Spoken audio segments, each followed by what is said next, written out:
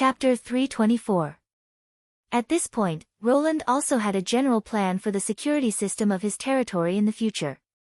The current population of Border Town was about 20,000 people. In addition to the local natives, there were also people from Longsong's stronghold and refugees from the eastern region. When the envoy sent by Barav returned, they might even bring a group of people from the southern and northern parts of the kingdom. The composition of the population would become more complicated, and the quality would also be uneven. Conflicts like today's would only increase. Therefore, he also needed to establish a public security system to replace the current patrol work of the First Army. Sooner or later, internal violence and external violence would be separated. He had also considered this problem before, but because of the lack of manpower, he gave up. Now the First Army needed to focus on fighting the demonic beasts, and the population was growing rapidly, so it was time to implement this plan.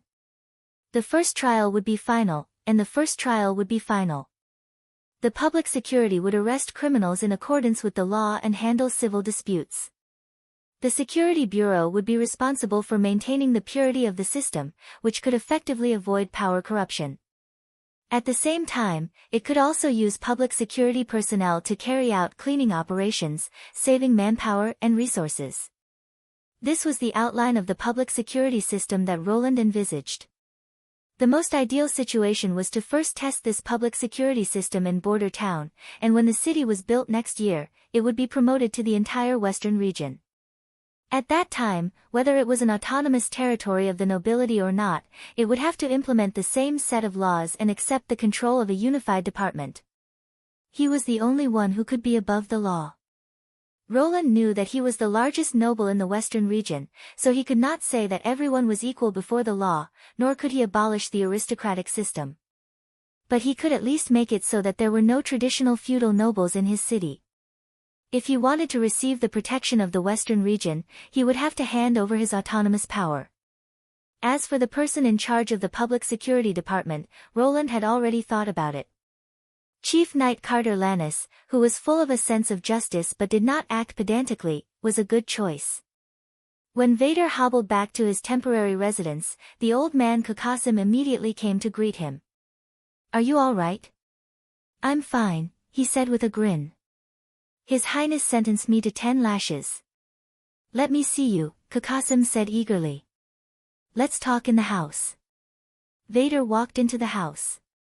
A warm aura immediately dispelled the chill in his body. He closed the door. It was as if the inside and the outside world were two different worlds. Compared to the previous wooden shack that leaked wind and rain everywhere, this somewhat low and narrow mud hut was actually more comfortable. By the way, the locals seem to call these houses cave dwellings. The old man asked him to lie down on the stove bed. Then, he peeled off the clothes on his back and couldn't help but gasp. "Your back is covered in blood. I'll go get some ash for you." "No, please don't. This is just a blood stain from the torture. The bleeding has already stopped." Sir Knight said that it's better to leave it open like this. It'll only take 2 or 3 days for the wound to heal. 2 or 3 days, Kakasim shook his head worriedly. "No, child, you may fall into a high fever and your back will swell up. Even if your body is strong, it will take you at least a week to recover. You should know better than me what happens when the disease flares up." "You may not believe it," he licked his somewhat dry lips. "I don't feel much pain from the wound on my back. On the contrary, I feel a cool and itchy feeling. This is a sign of healing." After the lashes, they poured a bucket of water on my back. "Salt water." The old man frowned. "I thought so at first, but the expected burning pain didn't come." Vader chuckled twice. The knight who carried out the punishment said that this water can eliminate all pathogenic microorganisms. If you want the wound to heal quickly, don't do anything unnecessary and just let it dry. "Pathogenic microorganisms what?" "Microorganisms," he curled his lips, "who knows what they are? It's probably related to witches." The old man lowered his head, and after a long time, he said in a deep voice, "You shouldn't have stood up for me. As long as you bear with it, if you bear with it, you'll suffer even more severe treatment." I know what kind of person that guy is, or rather, most of the nobles are the same. Vader spat. I heard that the snow here will last for several months. Even if we add up the money we have, we won't be able to last until then. He paused. Moreover, I deliberately chose that time to beat him. Deliberately. Kukasim was startled. Because every day at this time, His Royal Highness will appear at the western city wall. Since he promised to provide free food, he must hate this kind of behavior that tarnishes his reputation. This is also the most effective method. If it was just a simple fight, it might not even reach His Royal Highness' ears. After all, Koya Jarvis may have been instigated by someone.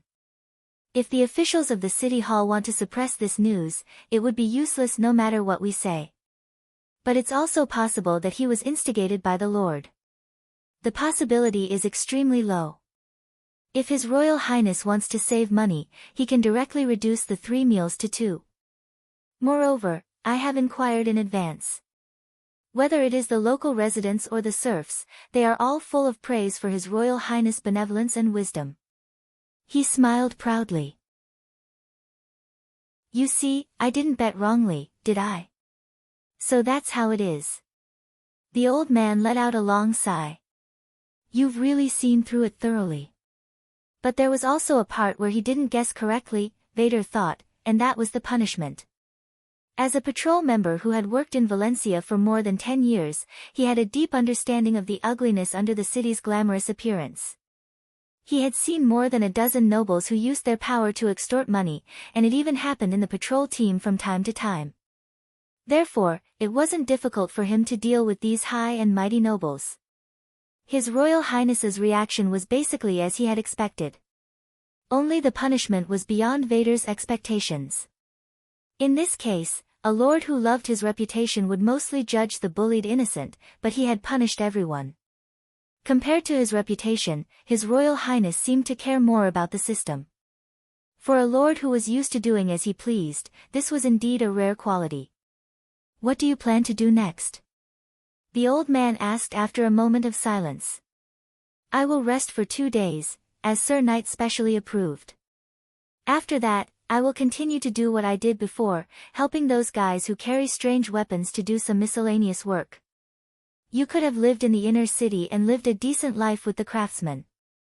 But you can't go in, Kukasim. Don't talk about this anymore. He shook his head. I won't leave you outside. This old man was neither his family nor his elder. Half a year ago, he was still a prisoner locked up in prison. Everyone knew that the old man was pushed out by the black street rats to be used as a scapegoat. But this kind of thing was common, so the patrol team was simply too lazy to care. Later on, Valencia was ransacked by a large group of pirates. He was originally going to die in this turmoil, but at the critical moment, the old man hid him in a cell and covered his body with a smelly bedsheet. Finally, he was lucky enough to escape. Vader didn't expect that he would actually be rescued by a prisoner who he usually didn't even want to look at. He suddenly understood that there was no difference between him and those disgusting nobles. The other 2 people in the room both knew Kukasim's identity. It would be fine with him watching over him, but once he was gone, they would definitely find trouble with the old man. Don't worry, everything will get better. Vader patted the other's shoulder. 2 days later, he heard news from the inner city that His Royal Highness was recruiting public security members. To be continued. Chapter 325. Hey, girls, do you want a bowl of fish soup? Captain Jack stuck his head into the cabin and curled the pipe in his mouth. Just now a lucky guy caught a large tailless trout. Thank you, Tilly Wimbledon nodded. We'll be right there. Fish soup again. After the captain left, Ashes sighed. What's so good about this tasteless thing? You can add more salt to the bowl, Breeze chuckled. Pepper is also fine, but it's more expensive. I'm afraid Mr. Jack won't put it in for you. Don't put anything in it. The boiled soup is close to the original taste, and it also tests the quality of the food itself. Andrea elegantly combed her light blonde hair. Lady Tilly, let's go to the captain's cabin. As long as it's hot, Shavy, the shortest, muttered. My toes are freezing. The group of people went up the stairs from the bottom of the Charming Beauty to the poop. Jack One Eye was standing by the porthole, looking at the white track that was rolling and spreading behind the ship. This damn weather, how did it suddenly become so cold? He blew out a ring of smoke. Three gods, it's only mid-autumn. Maybe the gods are asleep. Ashes shrugged. Bah, you can't say that at sea, Captain Jack grinned. The sea god is always staring at us. He made a blessing gesture on his chest. Forget it, let's not think about it. Let's have a bowl of fish soup to warm our stomachs first. In order to enjoy warm food in the captain's cabin, he didn't hesitate to make a big hole in the floor. He put a brazier in the center of the hole and filled it with sand to prevent it from igniting the whole ship. A large pot of fish soup was boiling and bubbling on the brazier, making a gurgling sound. The fragrance filled the whole room. Just like that, the six of them took off their shoes and sat around the brazier. Their feet were buried in the warm sand, allowing their cold toes to fully touch the sand and enjoy the warmth brought by the charcoal fire. Tilly took the fish soup handed by the captain and gently blew on it. The steaming soup was different from the milky white soup made of blacktail fish. This bowl of soup was dark yellow, and the oil floated on the surface, reflecting a crystal luster. When she saw the occasional specks of green and white in the soup, she knew that the old captain had taken out all the goods from the bottom of the box. The ship often sailed for several months, making it difficult for the crew to eat fresh vegetables and fruits. These tender shallots were obviously preserved with ice saltpeter. The fragrance of the shallots neutralized the fishy smell of the fish. Paired with the ginger slices and a bit of ale, all that was left was a rich, mellow, and delicious taste. Tilly drank the fish soup slowly.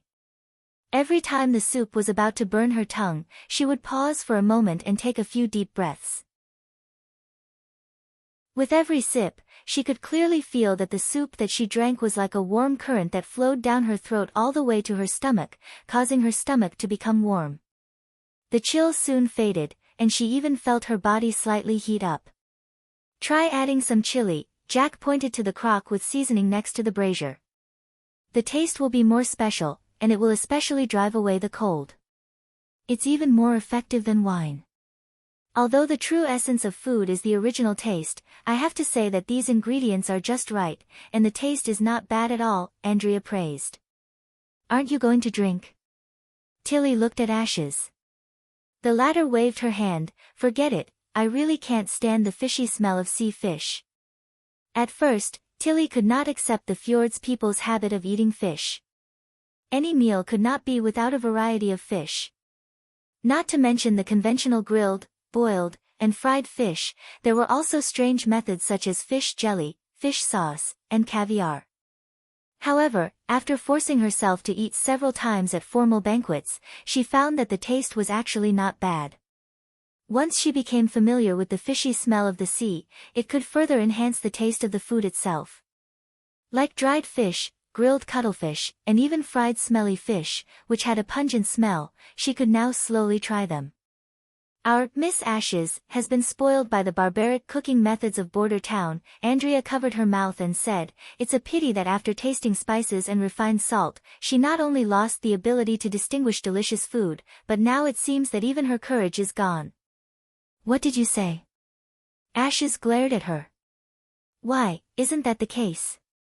Andrea let out a series of laughter. Just a little fishy smell is enough to make you flinch. You are as willful as a little girl. How can we expect you to stand up for Lady Tilly when she needs you? So that's how it is. It seems that you really want to provoke me into a fight with you. Ash's tone suddenly calmed down. Give up, Border Town has a terrible weapon, much more powerful than your arrows. Even so, I still won the competition. So if you want to take away the position of Lady Tilly's personal guard from me, you still have to practice for a few more years. She paused, or maybe for a lifetime. Ashes raised the corner of her mouth. In addition, the food invented by His Highness Roland is not just a superposition of spices and refined salt, you will understand when you taste it. But remember not to drip your saliva on your clothes, Lady Tilly can't afford to lose face. Nonsense, that's you. Tilly couldn't help but laugh out loud. These two were the top witches on Sleeping Island, and they often fought fiercely for who was the strongest, but she knew that both Ashes and Andrea were her best subordinates. When danger came, they would not hesitate to fight side by side and build the impregnable walls of Sleeping Island together. The dispute between the two made the atmosphere in the room lively. Seeing this scene, Tilly couldn't help but think of the 5 witches who had been sent to Border Town. She wondered if they were doing well in her brother's territory. At this moment, the charming beauty suddenly shook violently without warning. "Be careful." Ashes pulled Princess Tilly away. The iron pot on the brazier was overturned, the soup extinguished the charcoal fire, and the fish fell all over the floor. Then there was a sharp whistle outside the cabin. Enemy attack! Enemy attack! A sailor rushed into the captain's cabin and shouted in panic, "Mr. Captain, there is more than one mutant sea ghost." "Isn't sea ghost another name for demonic beasts?" Tilly was startled. How could they come to this place? They ran out of the poop deck and saw more than a dozen fish monsters with crab feet on the deck, and some were climbing onto the charming beauty from both sides of the ship. They moved quickly, and when they moved, they looked like giant cockroaches. The waving human arms on both sides of their heads were so powerful that they could break a sailor's neck. "Since you don't want to accept the challenge, let's have a competition." Andrea snapped her fingers, and a golden light emerged from between her fingers, turning into the shape of a bow. She held it firmly in her hand. "Whoever kills the most monsters will be the most powerful one." "It doesn't matter." Ashes pulled out the strangely shaped giant sword from her back. "I'm going." Chapter 326. Tilly injected her magic power into the stone of flight and leaped into the air, overlooking the entire deck. Most of the crew members of the Charming Beauty were experienced sailors. After the initial panic, they picked up their weapons and fought against the demonic beasts, gradually moving closer to the poop. Obviously, they also knew that they could not defeat so many enemies by themselves. Their only hope lay in the witches on the ship. After Ashes joined the battle, the situation quickly changed. She was like a gust of wind, and wherever she went, there were screams and wails of monsters. Any demonic beast that dared to face her giant sword would be cut in half, and their severed limbs would fall all over the deck. Andrea was not to be outdone. Her magic longbow could turn any object into an arrow, and its power and accuracy were astonishing. Therefore, she rarely prepared a conventional arrow, but a bag of glass beads. The demonic beasts hit by her didn't even have the chance to scream, they just twitched and fell to the ground. The hard marbles were enough to penetrate their skulls within 20 steps and turn their skulls into a paste. Breeze and Shabby walked back and forth on the deck, helping the injured sailors. With the protection of an invisible barrier, the demonic beasts could not get close to them. Seeing that the demonic beasts were quickly killed, Tilly still did not relax her vigilance. These fish-shaped monsters were obviously not enough to cause the violent shaking of the Charming Beauty at the beginning. It felt like a huge monster was hitting the bottom of the ship underwater. Without the protection of Molly's servants, the ship would probably become a pile of broken planks floating in the sea if this happened a few more times. The witches could barely protect themselves, but it was estimated that only a few sailors could escape the fate of being buried in the stomach of the fish. Just as she had expected, when the last demonic beast was flattened by Ash's sword, a huge shadow appeared in the water in front of the ship's hull. It was definitely not the size of a fish. The shadow quickly approached the surface of the water and rushed towards the Charming Beauty. "Be careful," she shouted. Before she could finish her words, the shadow passed under the ship, and the ship shook violently again. The two masts made a series of frightening sounds, as if they would collapse at any time. Fortunately, the shadow did not make any other attack movements and quickly disappeared into the depths of the sea. It probably wanted to use its back to knock the Charming Beauty over and then eat its fill. Tilly landed back on the deck and briefly explained the situation to them. "We have to force it out of the sea." Otherwise, this damned monster will sink the ship sooner or later. Ashes frowned. I'll try, Shavi said. Since it's coming close to the bottom of the ship, as long as it's close enough, I can use a barrier to block its impact. Oh God of the sea, old Jack wiped the sweat off his forehead. If the opponent is really as huge as Lady Tilly said, normal attacks won't have much effect. Even if we force it out of the sea, how are we going to kill it? Leave it to me. Andrea tucked a stray strand of hair behind her ear and revealed a confident smile. Within 10 steps, no enemy can take a full blow from me. The shadow soon appeared, but this time it changed its direction and rushed towards the charming beauty from the stern. Tilly, who was monitoring from the air, immediately sent out a warning signal. Shavi ran to her position and jumped out of the ship. Her waist was firmly tied with several coils of hemp rope. The other end of the rope was held in Ash's hand, which was used to steadily control the monster's descending height. When the shadow attacked, Shavi instantly opened her barrier, and a gap suddenly appeared in the gray sea, as if it was separated by something invisible. The monster hit the barrier, and its huge body suddenly stopped. Shavi let out a muffled groan, and her hands hung limply, as if she had consumed a great deal of strength. The shadow under her feet rapidly expanded, and the sea suddenly rose. Quickly pull her up. Tilly swooped down and shouted. Ashes pulled Shavi up with one hand, and just as she pulled her onto the deck, a huge sea beast roared and rushed out of the water. The raised waves made the charming beauty sway from side to side. At first glance, it looked like a cross between a sharp-toothed shark and an octopus. Several tentacles stretched out from its triangular head, and directly hit the deck. Even listening to the sound, it was obvious that it was extremely angry at this inexplicable collision. Its tentacles, which were as thick as an adult's thigh, swept the railing into a mess, but it was unable to break through the defense that Shavi had put up. Andrea. Ashes bent down, her fingers clasped together, and her hands formed a bowl-shaped shape. Come, the latter stepped on Ash's palm, leave everything to me. The extraordinary forcefully threw her out, and in the blink of an eye, she had already flown above the monster's head. She summoned her magic bow and pulled the string to its fullest. Suddenly, a dazzling light burst out from between the bow and the string. This light was like the sun peeking out of the clouds, and the sea was reflected in a golden color. Go! Lightning flashed, and this arrow made of pure magic let out an ear-piercing sound, as if it was thunder itself, and entered the monster's body.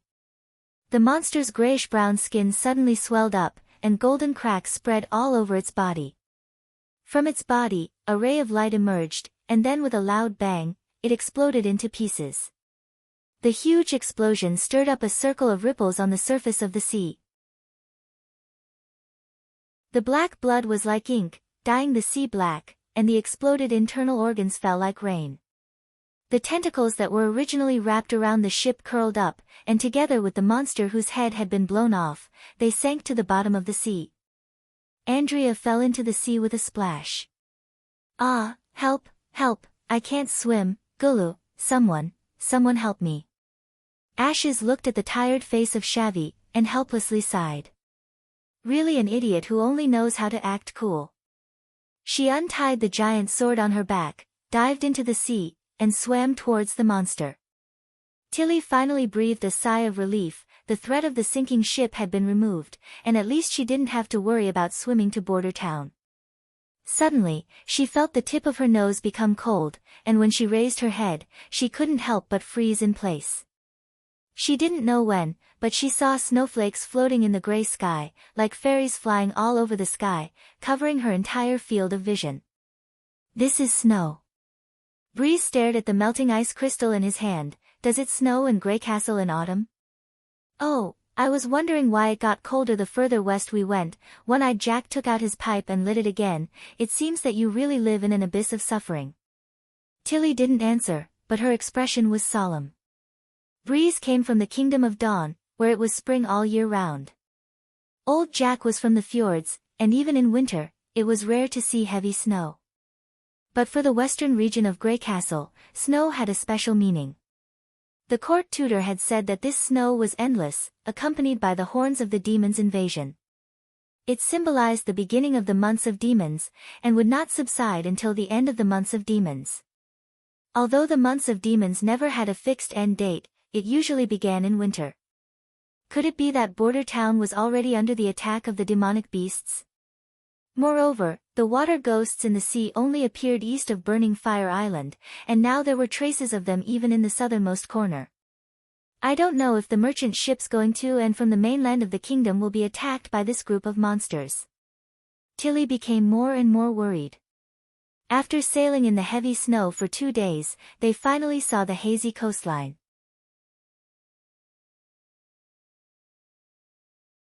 Chapter 327. Is this the place where you docked last time? Tilly asked, looking at the towering rock wall in front of them. After seeing the coastline, the charming beauty had been sailing along the shore to the west until they reached the beach, when Ashes shouted to stop the ship. Well, look, she pointed to the top of the mountain. Tilly looked in the direction she was pointing and saw 2 orange flags fluttering in the wind. Although the last time we came here it was still a beach, but the 2 flags show that we didn't go the wrong way. I also remember it, old Jack said with a pipe in his mouth, but last time they carried a huge balloon to transport all the witches over the cliff. How are you going to cross it? A huge balloon? Tilly asked curiously. Yes, it can fly when it is filled with hot air, Ashes nodded. It is said that it is an invention of His Highness Roland.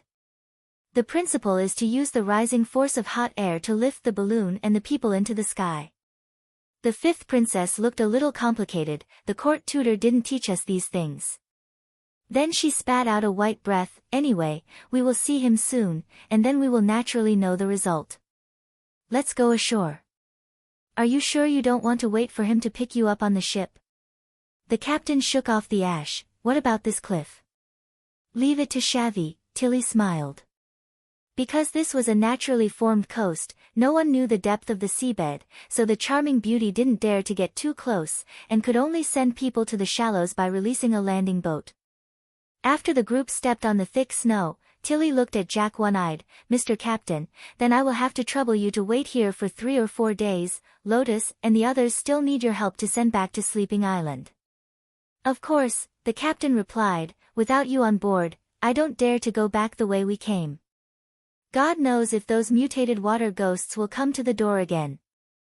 Tilly walked to the edge of the cliff and used the magic stone's ability to fly directly to the top of the mountain, observing the surrounding situation. The terrain behind the mountain was much higher than the shallows, and it was almost level with the top of the mountain, which meant that they only needed to climb, not to land. The height of the mountain wall was about 50 steps, and the magic consumption would be greatly increased when the barrier was used to push objects, but such a small distance should not be difficult for Shavy. She slowly landed beside the 4 of them. Shavy, I'll have to trouble you with the 3 of them. Yes, Lady Tilly. The latter patted her chest with a smile and then summoned an invisible barrier.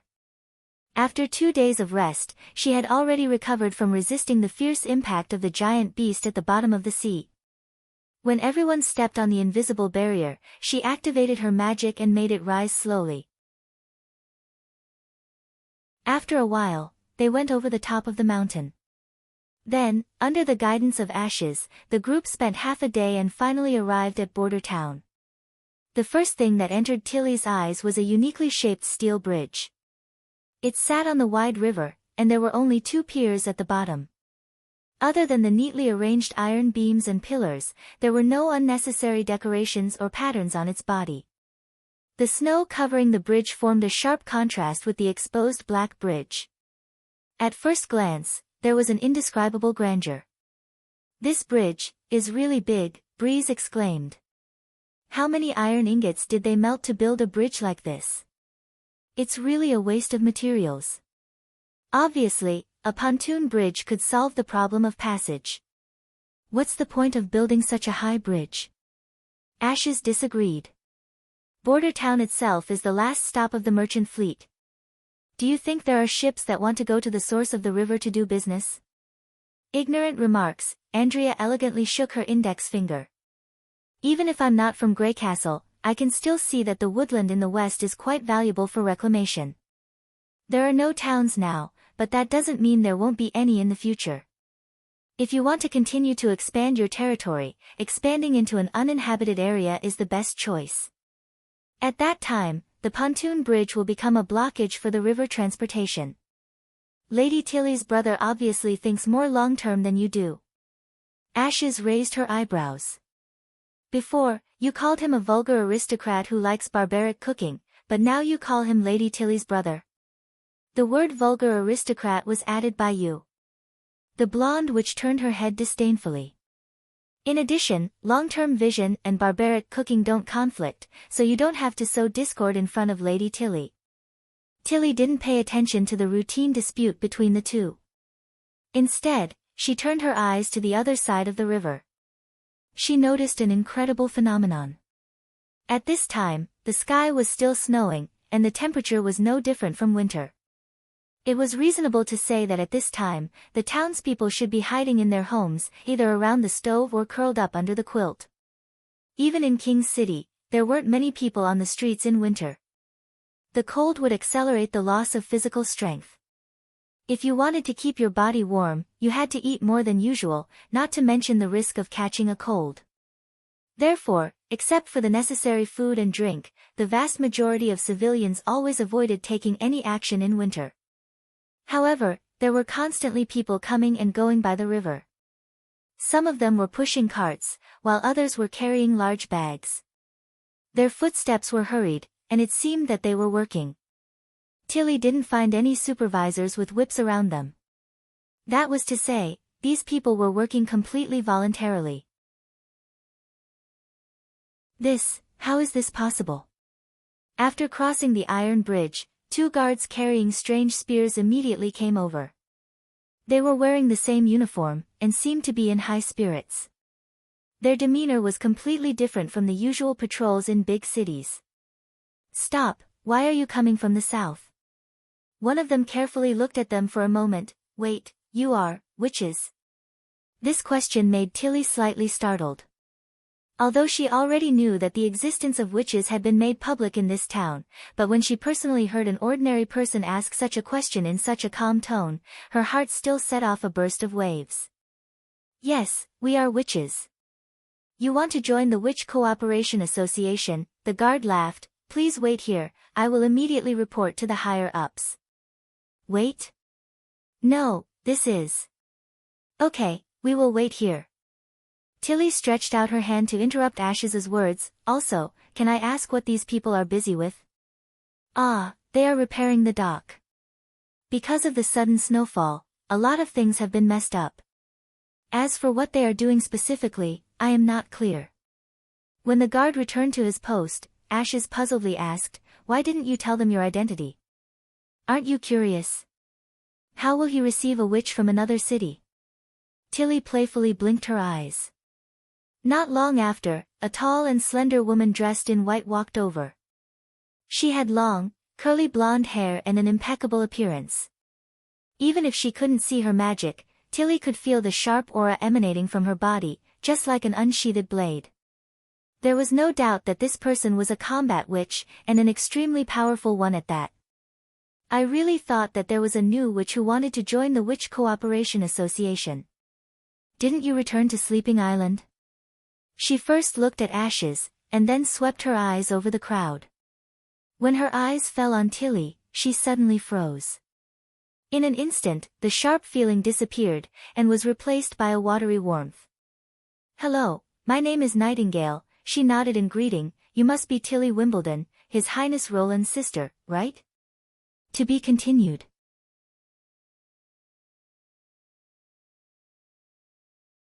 Chapter 328. Lady Tilly. Led by Nightingale, they walked into the Lord's castle. The 5th princess did not expect that the first person to come out to greet her would be Sylvie.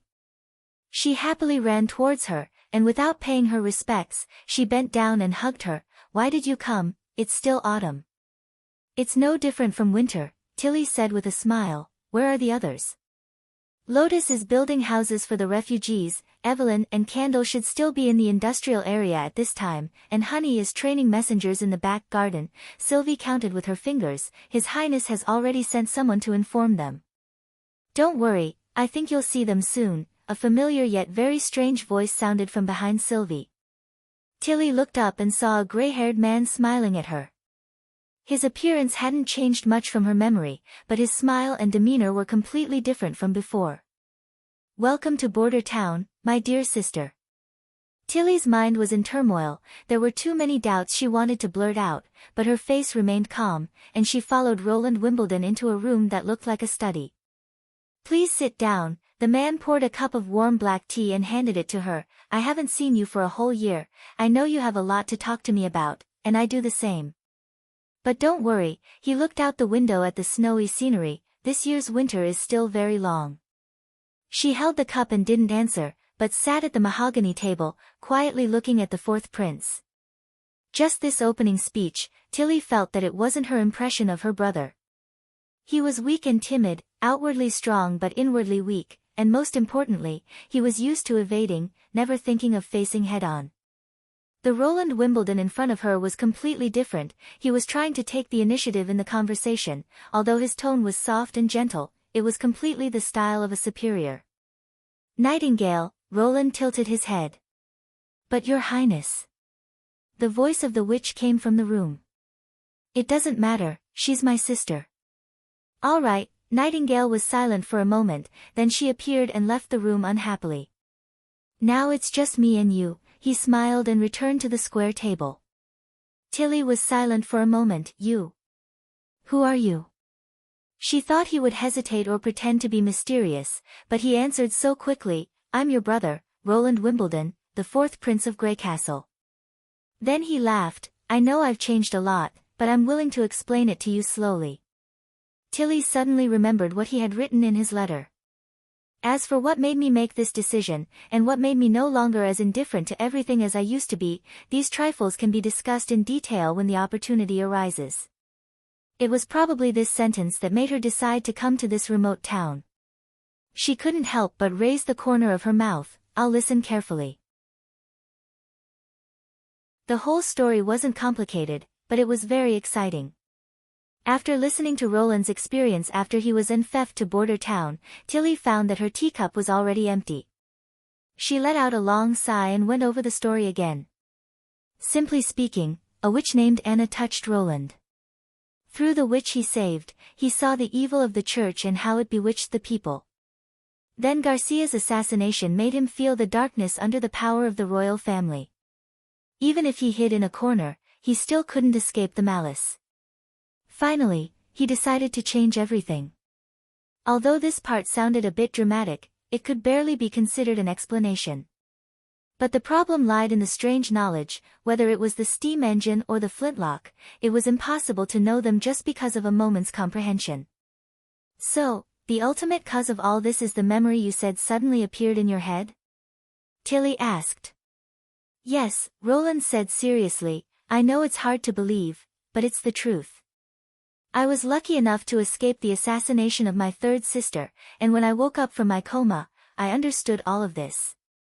If meeting Anna was the trigger, then the content of the memory is the help I want to change the status quo. Is it a witch? Tilly thought, the possibility of replacement and control is not big. Sylvie has already confirmed this. The ability of the witches of the Witch Cooperation Association is not mysterious. They have to carry out special training every day. No one's ability belongs to these two categories, not even a little bit close. The only possibility is occupation. She can't rule out the possibility of such an ability. By occupying the other person's body, she can obtain the other person's thoughts. But this speculation is also uncertain. Even if Roland Wimbledon is not favored by his father, he is still the unquestionable Prince of Greycastle. The God's Stone of Retaliation is not rare for him, and he always has the protection of the knight and his personal guards, so it is impossible for a witch without the ability to hide to easily get close to him. Moreover, even if there is such a witch, how could she know so many extraordinary things? When she was a child, she had searched through the palace library, and also received the teachings of several white-haired, erudite court mentors, but even they had never talked about using steam and snow powder to replace the knowledge of animal power and swords. So it seems that the bizarre knowledge and the bizarre experience are somewhat compatible. How can you prove that you are Roland Wimbledon, and not the extra memory? Tilly knew that this question is quite rude. If it were the previous prince, he would certainly fly into a rage, flip the table and leave. Because I still remember the things that happened in the palace, the other side's tone is still calm. I think that the essence of a person is the unique memory. If a witch becomes exactly the same as you, but the memory is different, she is still essentially another person.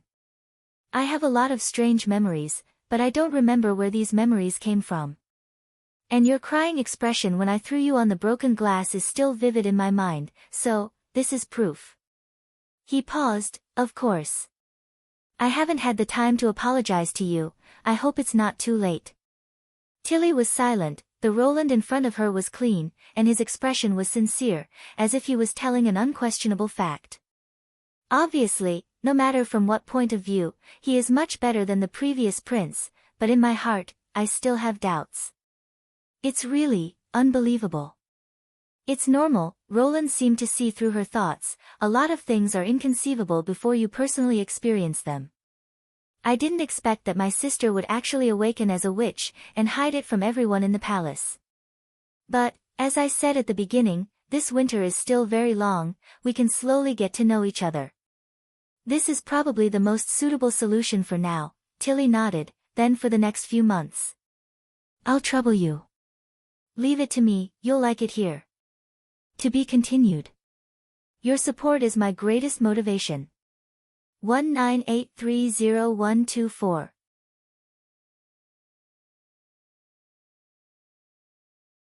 Chapter 329. Genius 1 second. Remember, if you want to go. Shaw.net provides you with wonderful novels to read. After Tilly left the office, Roland let out a long breath. Obviously, speaking nonsense in front of a smart person was a very stressful thing, especially when one had to maintain a sincere expression the entire time. Fortunately, Nightingale's report gave him a moment of respite. All the witches of Sleeping Island had returned to the castle, so Roland took the opportunity to end the conversation. What do you think? Do you have a special feeling facing your own sister, a witch? Nightingale turned over and sat on the table, looking down at the prince. The latter rolled his eyes and grumpily said, "Is great pressure considered a special feeling?" "I thought it was going to be a touching reunion," she said, pursing her lips. "I don't have a good relationship with her." Roland sighed. "I often bullied her in the palace. When she grew up, she was no different from a stranger. It's already a pleasant surprise that she could come here." "Oh," she said meaningfully, "you won't be alone with other strange witches. I see that you trust her." "That's because I don't want you to see me lying." Roland didn't answer. He refilled his teacup, leaned back in his chair, and slowly took a sip. "In short, you will understand in the future." Nightingale reached out and touched his lips. "You'll tell me everything, right?" "I'll accept this promise," she said with a chuckle, then disappeared in front of Roland. Roland leaned back in his chair and recalled the entire conversation, looking for any possible loopholes. This was also the most suitable explanation he could think of. Years of work experience told him that the more lies he made up, the less they would stand up to scrutiny. Therefore, it would be difficult for him to justify his claims of deliberately hiding his abilities when he was young, finding ancient books by accident, or being taught by a hermit. In addition to being his sister, the other party was also the leader of the witch organization. Before the two sides formed a stable alliance, any exposed lies would bring a heavy blow to the trust. So, he chose to tell the truth about the details that could be exposed, and the additional knowledge was all attributed to the sudden memory. Although it sounded incredible, compared to the even more incredible transmigration, at least there were not too many negative effects, and it could not be falsified. If it was the latter, it was hard to say whether she could accept a stranger from another world. As long as he insisted that he was the fourth prince of Greycastle, no one could deny it. And what she wanted was probably an explanation from his own mouth. Roland knew in his heart that an outstanding leader would not always be entangled in the past. The most important thing was to work together and move forward. This winter would allow her to see the broad prospects of the Western region, as well as his sincerity in cooperating with her. This could be considered a successful meeting. As for the relationship between them, there would be plenty of time to repair it in the future. In the evening, a grand banquet was held in the castle hall.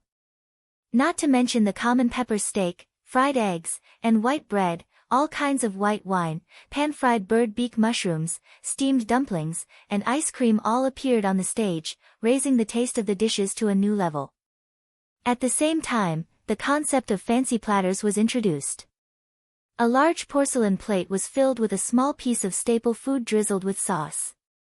The visual effect was excellent, and it made people feel hungry at first glance. In the interlacing of toasts and candlelight, the banquet finally ended in a harmonious and lively atmosphere. Next was the more formal meeting. In the living room, the fireplace was blazing. Roland and the members of the Witch Union sat in a long row at the long table, while Tilly and the witches of Sleeping Island sat in the opposite row. Due to the sensitivity of her identity, Maggie simply turned into a pigeon and squatted on the chandelier overhead.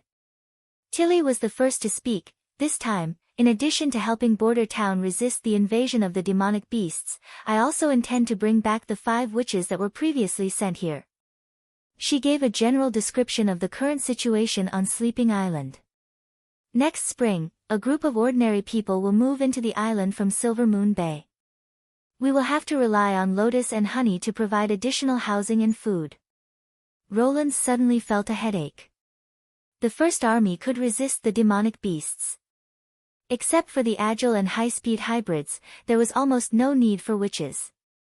But in terms of construction, the role of the witches was irreplaceable.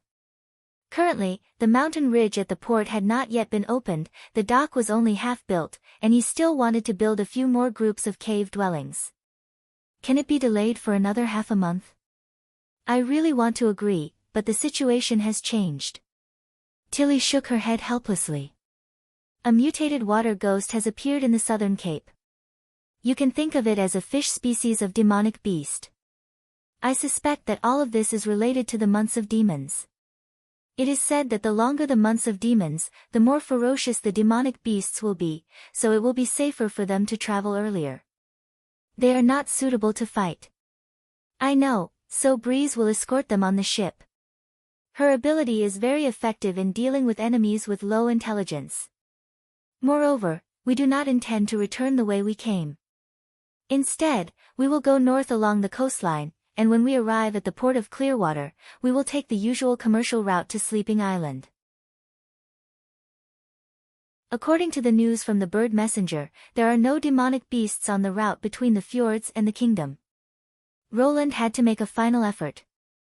In addition to Lotus and Honey, can the other 3 stay? They are only halfway through their primary education. If they leave now, it would be equivalent to giving up halfway. Pfft, Tilly could not help but laugh. It seems that you like them very much. For a moment, he did not know how to respond to this sentence. I want to ask, how do you use Candle and Evelyn's abilities? Solidifying metal parts and making wine. The former can greatly improve the efficiency of mechanical operation, while the latter. Roland paused for a moment. Wine is a very good thing. In addition to drinking, it has many other uses. But on Sleeping Island, they are always worried that their abilities are useless, and often. Tilly did not continue, but Roland guessed that it should be related to discrimination, just like what Mystery Moon had experienced in the Witch Cooperation Association. I am very happy to hear that you want them to stay. Sure enough, every witch has a unique role, and their abilities are not meaningless. She looked at Evelyn and the others. What do you think? I want to follow you, Lady Tilly. Sylvie said. Candle touched her head. Anywhere is fine. Lady Tilly, if you need me, I will return to Sleeping Island. Evelyn was silent for a moment before replying. Apart from that, I want to continue to stay in Border Town. I still have many things I want to learn from Teacher Scroll. Don't be so nervous. I'm not asking you to choose whether you want to stay or leave. This is not a matter of choosing between two. Tilly smiled and shook her head. I just want to understand the situation of your life in Border Town. You can return to Sleeping Island at any time. Lotus and Honey will also come back. I even want to invite the witches of Border Town to visit Sleeping Island. I hope that through our efforts, in the future, whether it is in the Northern or Southern Territory, witches can live freely. Do you think I'm right? Brother. Roland was slightly startled. This was the first time he had heard her call him that in public. Even with the fourth prince's memory, it was still more than 10 years ago. He smiled and nodded. There will be such a day.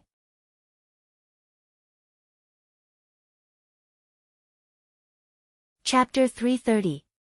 Genius 1 second. Remember, if you want to go. TalkNet, providing you with wonderful novels to read. After talking about this matter, Roland cleared his throat and said in a serious tone, next is the news about the devils and the ruins. He told Tilly about Border Town's recent discoveries behind the snowy mountains and in the concealing forest. I originally planned to send witches and the soldiers of the First Army to bring the people trapped in the ruins back to Border Town, but the heavy snow that came more than a month early disrupted the plan. The legendary Devil Army is actually so close, and there are still people living in the ruins from more than 400 years ago. Tilly was stunned. I'm starting to believe what you told me. Anna tilted her head and looked at Roland, who coughed twice. According to the scene observed and the reaction of the other side, the devils should have been entrenched behind the snowy mountains for many years. I guess they are limited by the scope of the red mist and cannot continue to expand to the mainland of the kingdom, so for the time being they will not pose a threat to Border Town. In the next 2 years, I will establish coastal guard points to monitor their movements. He paused, but the sealed person in the ruins, she is likely to know the truth about the holy city of Tequila and the church's defeat. I also think so. Tilly closed her eyes and thought for a moment, is there a way to go directly by air instead of by land? Ashes said that you have a tool that can carry people when it is filled with hot air. You want to take her out of the ruins on the day of the months of demons? Roland frowned. The Cloud Gazer hot air balloon can carry 10 people, or make it a little bigger, expanding the number of people to 15, but no matter what, it is impossible to take the soldiers of the First Army. If we encounter the devils, the witches may encounter casualties, plus the omnipresent demonic beasts. It is too dangerous. If we only rely on the Witch Cooperation Association, it is indeed very dangerous. Tilly nodded. But now we have Shavy and Ashes, the degree of danger has been reduced a lot. Love go little say Neku. According to what you said before, the devil's main attack method is long-range spear throwing, and their strength is far beyond that of ordinary people in close combat. In this aspect, Shavy's invisible barrier could block several spears, and Ashes could suppress the enemy in close combat. Now that the months of the demons have just arrived, the strength of the demonic beasts is not strong. If you want to go to the ruins, now is the best time. Roland was a little hesitant. The last time he fought with the demons, he was at a disadvantage in aerial combat. The thought of flying over again made him feel uneasy. However, what Tilly said was also reasonable. Sylvie's magic eyes could ensure that the enemy would discover them first. As long as the hot air balloon maintained a height of 10 to 15 meters, which was to fly close to the treetops, it was completely certain that it would land before the enemy approached.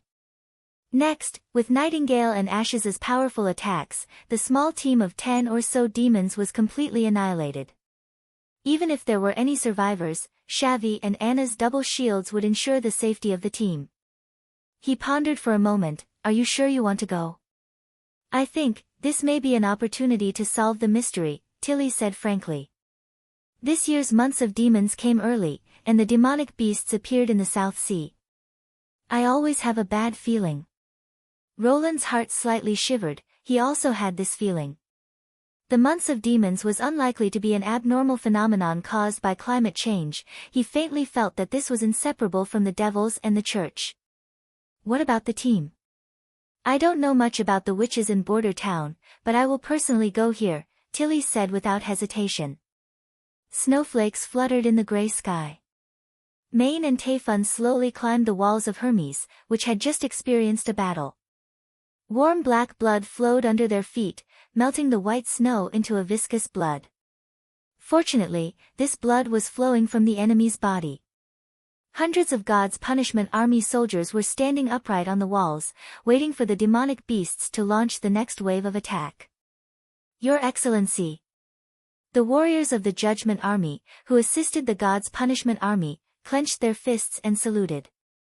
Most of them looked a little immature, with a mixture of fear and excitement in their eyes. They are still children, Tayfun sighed as they walked to an open space, looked at the wilderness, and said, when I was their age, I was still grinding flour for the nobles in the mill. The God's punishment army must prioritize the defense of the new holy city, so I can only hand over the stubbornly resisting remnants of Wolfshart City to the experienced army of judges to clean up. Moreover, these people are just recently promoted believers, so before this, they have never really been on the battlefield, Maine said helplessly. This snow came too early. Tayfun hesitated. The Holy Book didn't record such a situation. The Holy Book was also written by the Pope, so it's inevitable that there are omissions. The bishop leaned on the cold battlement, overlooking the cliff full of corpses. Ordinary demonic beasts couldn't climb such a high wall, and only hybrid beasts could threaten the holy city. As long as the general direction it pointed out is correct, it's fine. From the appearance of the wild beasts last year, we can infer that we have about 10 years left. 2 years to unify the 4 kingdoms, and 8 years to build the God's punishment army. At that time, the church will have a huge army of more than 10,000 people. He continued, using the strong city wall and terrain of Hermes, we will stick to this plateau until the enemy's strength is reversed. I'm old, I'm afraid I won't be able to see that time. It has nothing to do with age, Lord Tayfun, Maine comforted. Too many people won't be able to see that moment, like Alan, Stone, Lizzie, and Heather, Tayfun added. Yes, and Heather. He nodded. But no matter what, there will be people who will inherit our mission and continue on. Don't say such discouraging words. The old man shook his head and smiled. By the way, how is the snow powder Formula Zero got? Has it been tested in the pivotal secret area? It's used to deal with mortals, it won't be of much help to the church, Maine said disdainfully. Snow powder may be used to clean up groups of demonic beasts, but our real enemy is the abyss devils. Its lethality in open areas is greatly reduced, and if we want to make it powerful enough to injure the heavily armored devils, we must make it very large. Except for the God's punishment army, no one can throw a bag of snow powder half the size of a human body. Is that so? What a pity. If we want to defeat the devils, there is no chance of using any tricks, Maine said word by word. Only by defeating them head-on can we survive. At this moment, a long horn sounded from the watchtower on the side of the city wall. Woo! A long horn meant that the demonic beasts were coming. Let's go back to the cathedral, there will be another battle here. Yes. Tayfun nodded, and had just turned away when the horn sounded again. Woo, woo, 2 long horns meant that there were many mixed demonic beasts among the demonic beasts. Maine's heart trembled. There was no doubt that the God's punishment army would face a tough battle. But, why is it so fast? This is only the first month of the months of demons. However, before the echo of the horn ended, the 3rd horn sounded. The dull and continuous sound was like thunder, rolling over the sky of Hermes and did not subside for a long time. Woo, woo, woo, Maine could hardly believe his ears. He looked at Tayfun, who was also looking at him in shock. The 3 horns meant that the situation was extremely urgent, and the new holy city was in danger. Even last time when the demonic beasts broke into the periphery of the cathedral, there was no such horn sound. What did the watchtower see? Maine soon found the answer. Among the demonic beasts, there were 2 extremely large monsters. They had 4 thick fangs, 4 feet and 2 hands, and were covered in pitch-black fur. One of their feet was as thick as the torso of a mixed demonic beast. From afar, the giant beasts looked like a moving fortress. Each step they took left a deep mark on the permafrost-covered plain. If the demonic beasts around them did not retreat in time, they would also be trampled into a pool of flesh and blood. There were many records of them in the Holy Book, such as the Announcer of the Dead, the Fearful Beast of Hell, the Fangs of the Devil. But what scared Maine was not their terrible appearance, but the meaning they represented.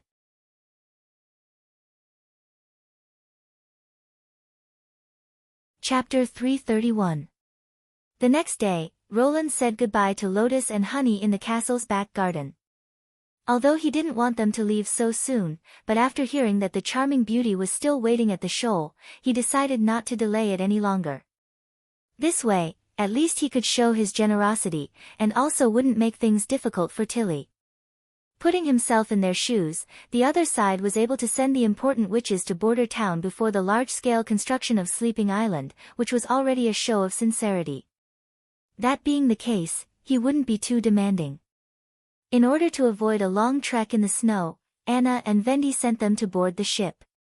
If they used the Cloud Gazer to transport them, it would only take them half an hour to reach the shoal. "Thank you for taking care of us these past few months," the two bowed in front of Roland. "I should be the one thanking you," Roland smiled. "You have made a lot of contributions to the construction of Border Town, so I have 2 gifts to give you." Gift? Lotus was slightly surprised, her cheeks showing a touch of crimson.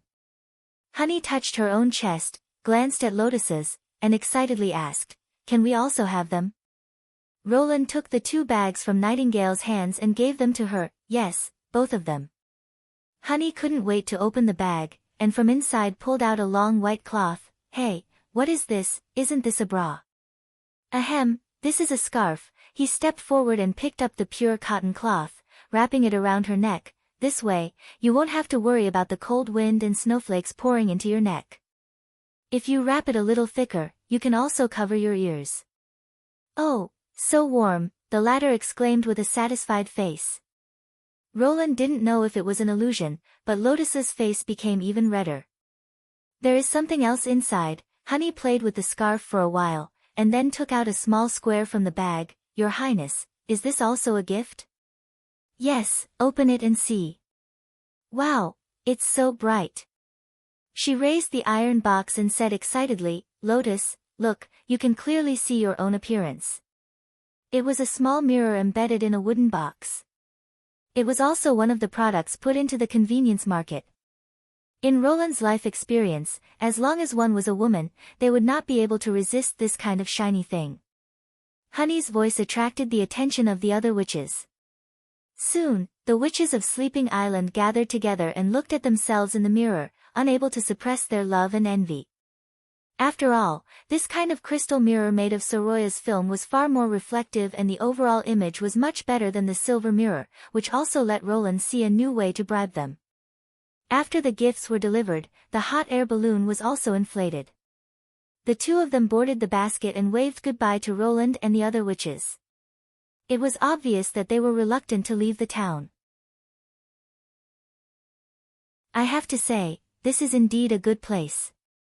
Tilly walked to his side and whispered, "Convenient water supply, comfortable rooms. It's hard to believe that you transformed a barren place into what it is today in just a year. Do you regret it?" "You mean sending witches to the town?" She laughed. "How could I regret it? If I can make their lives better, how could I regret it? Don't forget, I'm also a witch." In the white garden, Tilly's smile was like clean snowflakes, beautiful without a trace of color. If there was such a sister in the future, the rate of people turning their heads would definitely be 100%. But in Roland's heart, it was clear that compared to her identity as a sister, her relationship with him was more like that of a collaborator, a natural ally. From her decision yesterday, it could be seen that in order to deal with possible threats, she even dared to go to dangerous places. "Do you really want to go to such a dangerous place?" Roland asked. "Although you are an extraordinary witch, your ability is not suitable for fighting, right?" "Rest assured, I am not completely without the ability to protect myself. Tilly stretched out her hands and showed the prince the jewelry in her hands. He saw that on the ring finger of her left hand was a blue crystal ring, and on her right hand was a white silk glove, the back of which was inlaid with a red gem. To be honest, this kind of combination looked particularly strange. The asymmetrical dress style was simply like the popular mix and match style on the runway in the future. He was very curious about this yesterday, but out of politeness he didn't ask.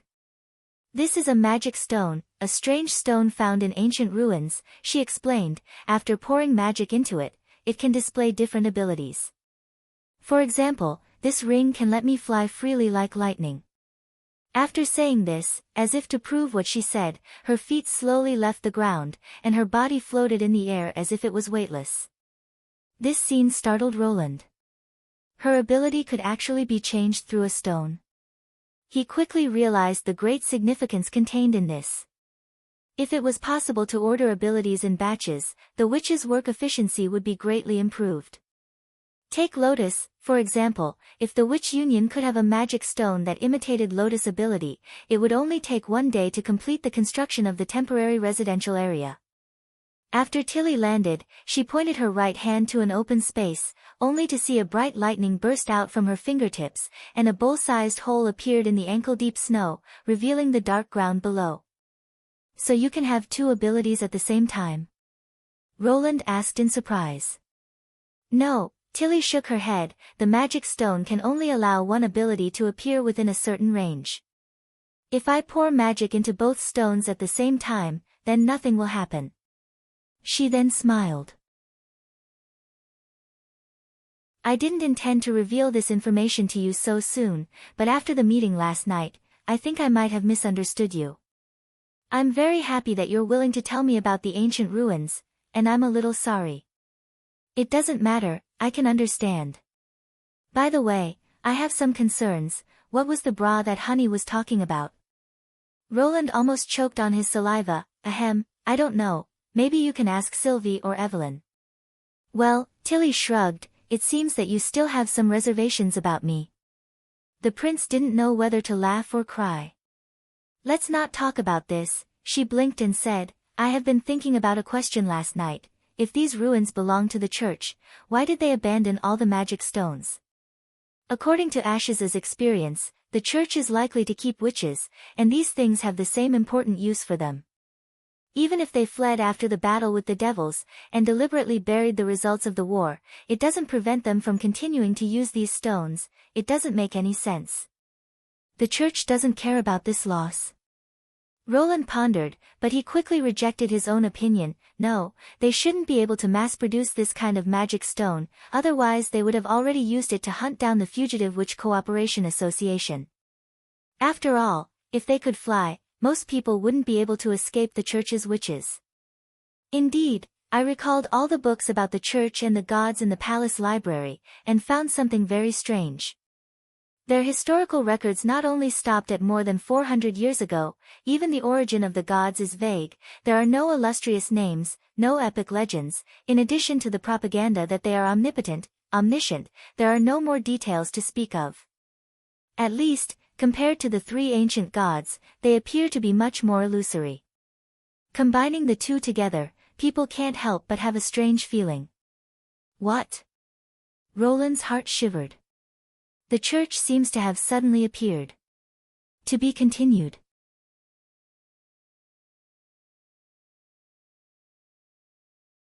Chapter 332. Genius 1 second to remember love yo go. TalkNet, providing you with wonderful novels to read. The church seems to have suddenly appeared. Even after returning to the office, Roland's heart was still echoing these words. He closed his eyes and carefully searched through Prince Roland's memory, but still couldn't find any more relevant content. His understanding of the church was similar to that of an ordinary noble. In the palace, Prince Roland didn't spend much effort on learning knowledge, and his knowledge of occultism was almost a blank. But if what Tilly said was true, then the church's propaganda strategy was too strange. Taking the religious legends of the original world as an example, the idea that God originated from the beginning of the world was child's play, and the idea that the world was created by God was the one that everyone unanimously chose. For example, the creation of the world in 7 days, the reincarnation of karma, and so on, a complete set of legends describing the power of God was the standard for every religion. In comparison, the church of this world seemed quite immature. However, Roland didn't have any more clues to continue his research, so he shook his head and decided to put these thoughts to the back of his mind. Perhaps after exploring the ancient ruins of the concealing forest, he would have all the answers. He went to the window and looked at the huge coating that was spread out on the ground in the garden. In the vast expanse of white snow, its green appearance was particularly striking. Now Soroya was gluing a larger air sac, and the new hot air balloon would be even larger and could carry more people. This was in consideration of the fact that if they couldn't find a way to rescue the trapped woman during the exploration of the ruins, they would simply let Anna cut the whole ice coffin and bring her back to Border Town along with a part of the transparent crystal. The departure time was set for 2 days later. The personnel had already been arranged. The sleeping island witches were Tilly, Sylvie, Shavi, Ashes, and Andrea. The witch union would send Anna, Vendi, Nightingale, Nana, Lightning, and Maggie. This time's lineup could be said to be unprecedentedly strong, with the highest level of attack, defense, and battlefield awareness. As long as they didn't use God's stone of retaliation, it would be difficult for the devils to get close to them. "Your Highness, Chief Alchemist Sir Kemchester wants to see you," a guard said outside the door. "Let him in." This time, Kyle didn't come alone, he also brought his colleague Chavez with him. "Your Highness, we already have some progress on the large-scale production of nitric acid that you requested." "Really?" Roland was slightly startled, and then a burst of joy surged in his heart. This was probably the best news he had heard in recent days. He stood up excitedly and personally poured a cup of tea for the two chemists. "Tell me, how did you make it?" "This is the credit of Chavez," he said, stroking his beard and smiling. "Let him explain it to you." "Your Royal Highness," the young Chavez appeared to be somewhat reserved. He bowed and said, "Your alchemy workshop." "No, the chemical laboratory produces nitric acid by dry distillation of saltpeter to obtain dilute nitric acid and then purify it with concentrated sulfuric acid. So I tried to combine the two together and directly put the saltpeter in concentrated sulfuric acid to heat it. As a result, I succeeded in obtaining a nitric acid solution. Moreover, the purity was very high. I could even observe the smoking phenomenon recorded in elementary chemistry. Shared heat. But the two are not the same thing, Roland said, feeling strange. The temperature of dry distillation is much higher than that of shared heat. Moreover, the gas produced by dry distillation should be nitrogen oxide, and when introduced into water, it will form dilute nitric acid. The purification of concentrated sulfuric acid is only using the principle of its high boiling point and strong water absorption to reduce the water content of nitric acid. It does not involve a chemical reaction. I don't really understand why, but Mr. Sichi later did a few experiments and thought that my discovery was a coincidence. A coincidence? Roland looked at the chief alchemist. Indeed, Kyle affirmed, the two are not the same, but they produce the same effect. According to the chemical formula, I deduced that it should be some component of the saltpeter and sulfuric acid that produced nitric acid, which then evaporated in the heat. According to the formula, it looks like some kind of, well, nitrate.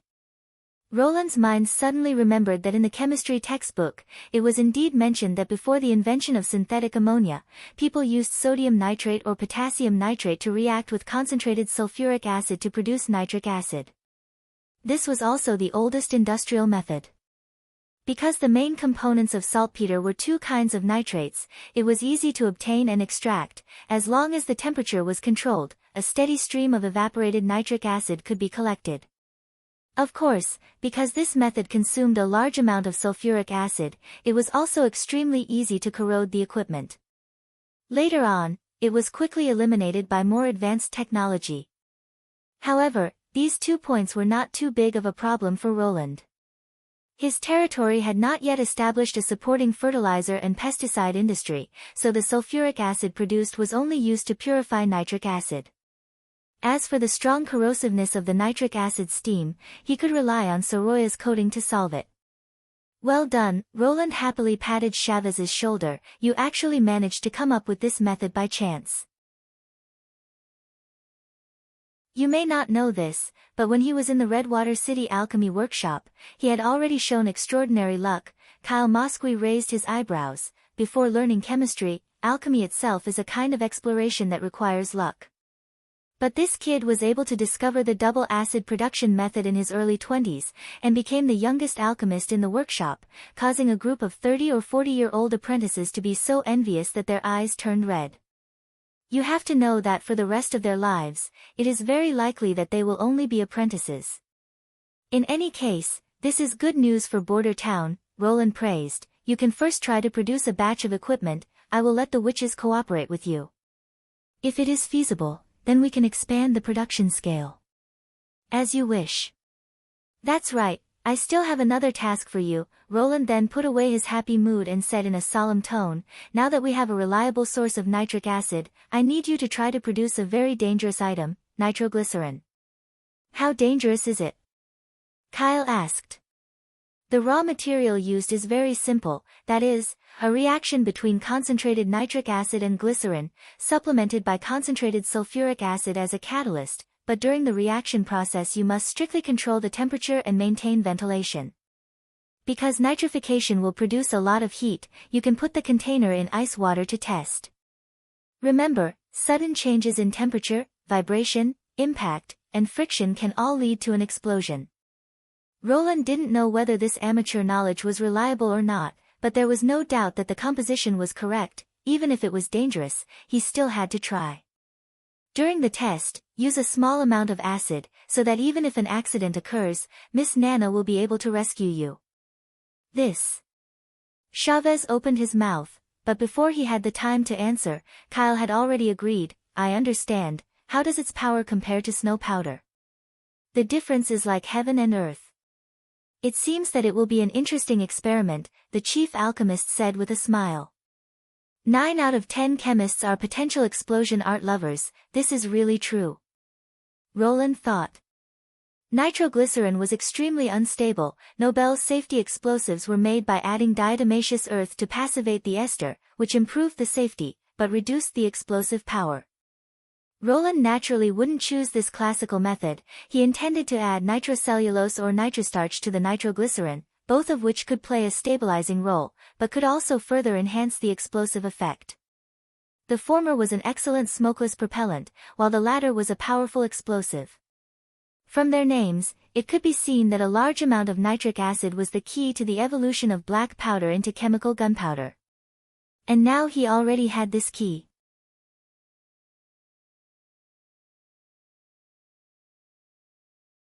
Chapter 333. A genius in a second to remember if you like it. The web provides you with wonderful novels to read.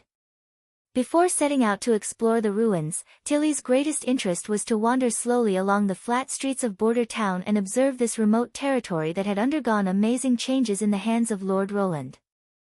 This is a different town, she thought. The more she observed, the stronger this feeling became. It was completely different from any place she had ever been. What left the deepest impression on her was probably the unparalleled vitality of this small town. Even the new sleeping island couldn't compare to it. Aren't these people afraid of freezing? Looking at the pedestrians coming and going on the street, Andrea asked curiously, what did your brother promise them to make them willing to work in winter? It's still mid-autumn, Ashes spread out her hands, don't tell me you can't even tell the seasons. But it's no different from winter. This is an analogy that often appears in Her Dream, His Kingdom. Andrea elegantly flipped her long hair. Of course, the barbarians won't understand. What do you mean by your dream, my dream? See, vulgar people who have never appreciated a play are really difficult to communicate with. Lady Tilly must have watched this famous play from the Kingdom of Dawn. Stop arguing, Sylvie sighed. I think the reason is probably very simple. Commoners are reluctant to move around in winter because they consume a lot of energy, don't have enough to eat, and are prone to catching a cold. But these problems don't exist in this town. The price of food here is not high, and there is plenty of firewood. Moreover, Miss Lily can cure colds, so they work hard in the cold wind and snow. One more day of work means one more day of pay. I can understand that there is plenty of firewood. The misty forest is to the west, and there are many woods around it, so the price of food is not high. How is this possible? Andrea was puzzled. My family has also been involved in selling food. For example, when there is a decrease in harvest caused by natural disasters, everyone will raise the price of food very high. In such bad weather, it's impossible for the nobles and merchants not to sell at a high price, right? Nobles? Merchants? Sylvie laughed involuntarily and said, only one person is allowed to buy and sell food here, and that is His Highness Roland. The farmland by the river is all his property. Tilly frowned. No, those are the serfs' own fields. She recounted what she had seen and heard here, as well as the scene of the harvest. He set two prices for food, one is the purchase price, the other is the sale price. These two prices are fixed, the latter is higher than the former. Isn't this a forced purchase? Ashes had an unsurprised expression on her face. If he can sell it at a high price, why can't others sell it at a high price? It's not the same, Tilly muttered. After the wheat is harvested, it needs to be threshed, ground, and stored in the warehouse. These are all costs, so it's normal for the price to rise. What Lady Tilly said is right. I later asked Teacher Scroll and understood, Sylvie said with a smile. She said that after the extra cost is collected, it can be used as salary for the employees who process the wheat, to build a new granary, to expand the production scale. All of these can provide the town with new. She thought for a moment, jobs. Yes, that's what she said at the time. I heard that His Highness Roland is very concerned about this. But he is still forced to buy and sell, Ashes emphasized. Shouldn't trade be free? Maybe, but the selling price set by His Highness is not so high that everyone can't afford it. If this price can be kept fixed, the people will feel more at ease. Sometimes freedom isn't the best, Tilly said with emotion. She had roughly understood the intention of Roland's approach.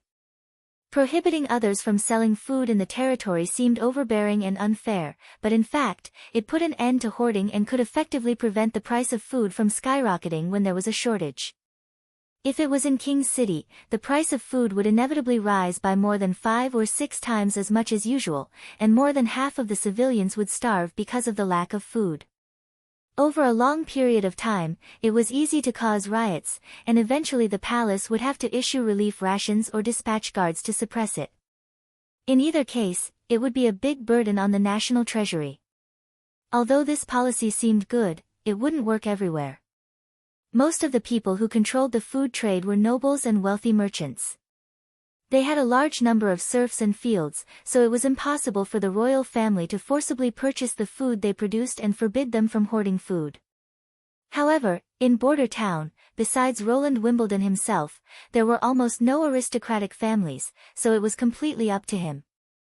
After Tilly expressed her opinion, Ashes was still somewhat indignant. What about those serfs? When the price of food is high, they may be able to get more income, but in this way, they will be exploited by the fixed price.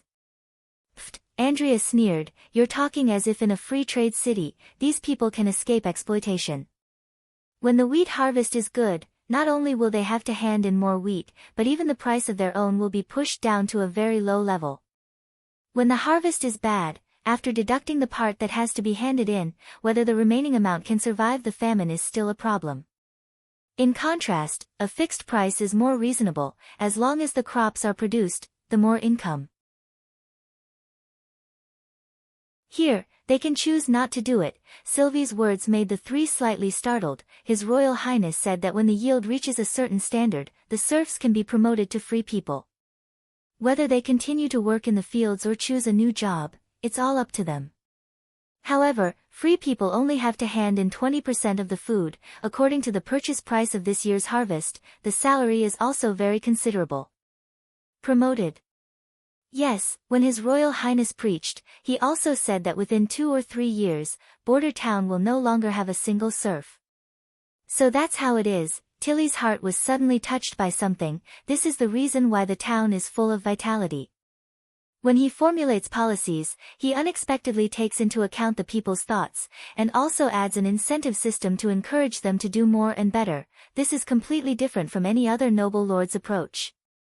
Incentives are not only expressed in words, but also in reality to give away part of the benefits, so that the people can obtain them through hard work, instead of hiding these benefits deep in the castle's underground vault. At this time, she really understood the meaning of those red banners on the riverside. However, when Roland Wimbledon was in the palace, he wasn't a generous person. So, this is also a change brought about by the sudden memory. Also, the evening lectures on elementary nature and mathematics, all of which made her feel very fascinated. Tilly originally thought that after reading all the books in the palace collection, it would be difficult to find anything that could arouse her curiosity and interest, but now, she found that she still had a lot to learn. Suddenly, a feeling welled up in her heart. Even if she did nothing, just stayed in the town's castle, flipping through the books that recorded the magical knowledge, and watching the changes in the town at the same time, it would also be a pleasant thing. Suddenly, a long bell rang from the direction of the city wall, which was the alarm of the demonic beast's attack. Tilly suppressed these thoughts to the bottom of her heart. Unfortunately, now she was no longer the free and unfettered fifth princess, but a leader who shouldered the fate of the witches of Sleeping Island. There were some things that she couldn't just do as she pleased. She said, "Let's go to the city wall to have a look, maybe we can help the guards." Of course, Andrea smiled slightly. "This is why we came here. Let them have a good look at how witches fight."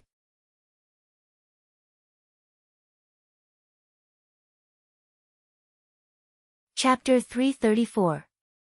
When the bell rang, the whole camp seemed to be boiling up. Vanna rushed out of the tent and followed the crowd to the top of the wall, entering his combat position. This process had already been practiced countless times.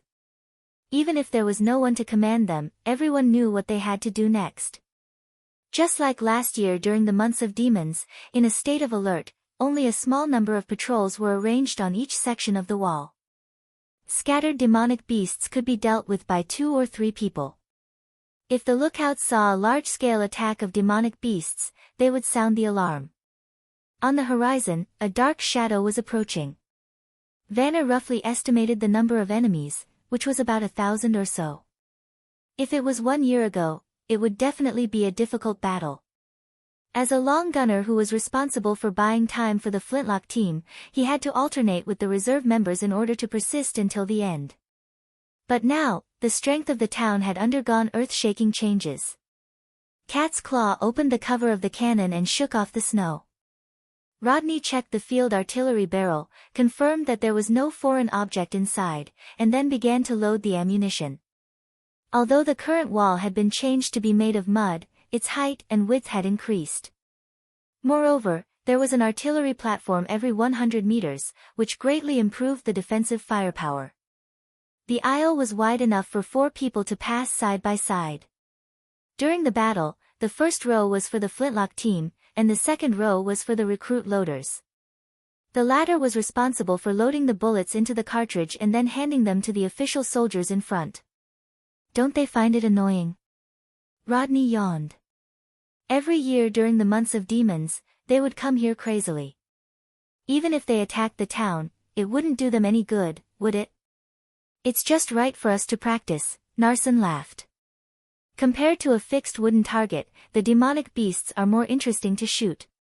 Speaking of target practice, I recently heard an interesting rumor related to our artillery team, Job said with a mysterious face.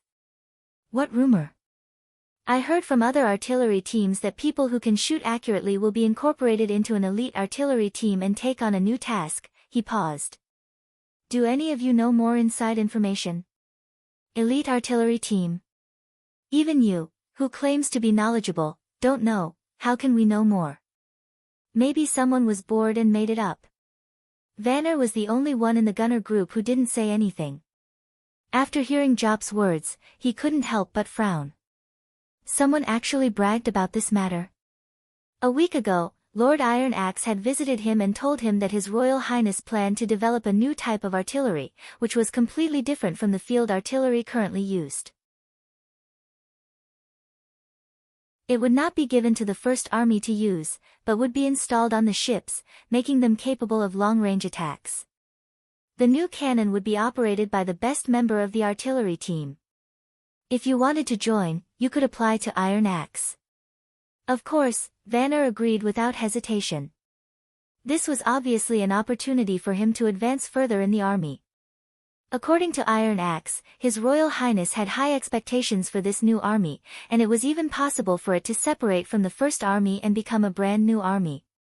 If one could make a great contribution, the newly built warships would be named after the person with the most outstanding contribution. What kind of glory was that? If there was a warship named Van, he would be satisfied for the rest of his life.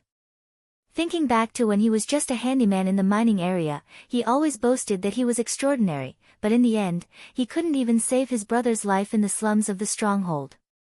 But now, he didn't need to boast that the army didn't need to worry about food and drink, and that his uniform was thick and warm. Even if he returned to the neighborhood, his neighbors would know his name. All these changes were brought about by His Royal Highness. Thinking back to the time when he joined the militia for an egg, it was simply the wisest choice in his life. In addition, Iron Axe also asked him if he had any suitable candidates to recommend, so that he could also apply for them.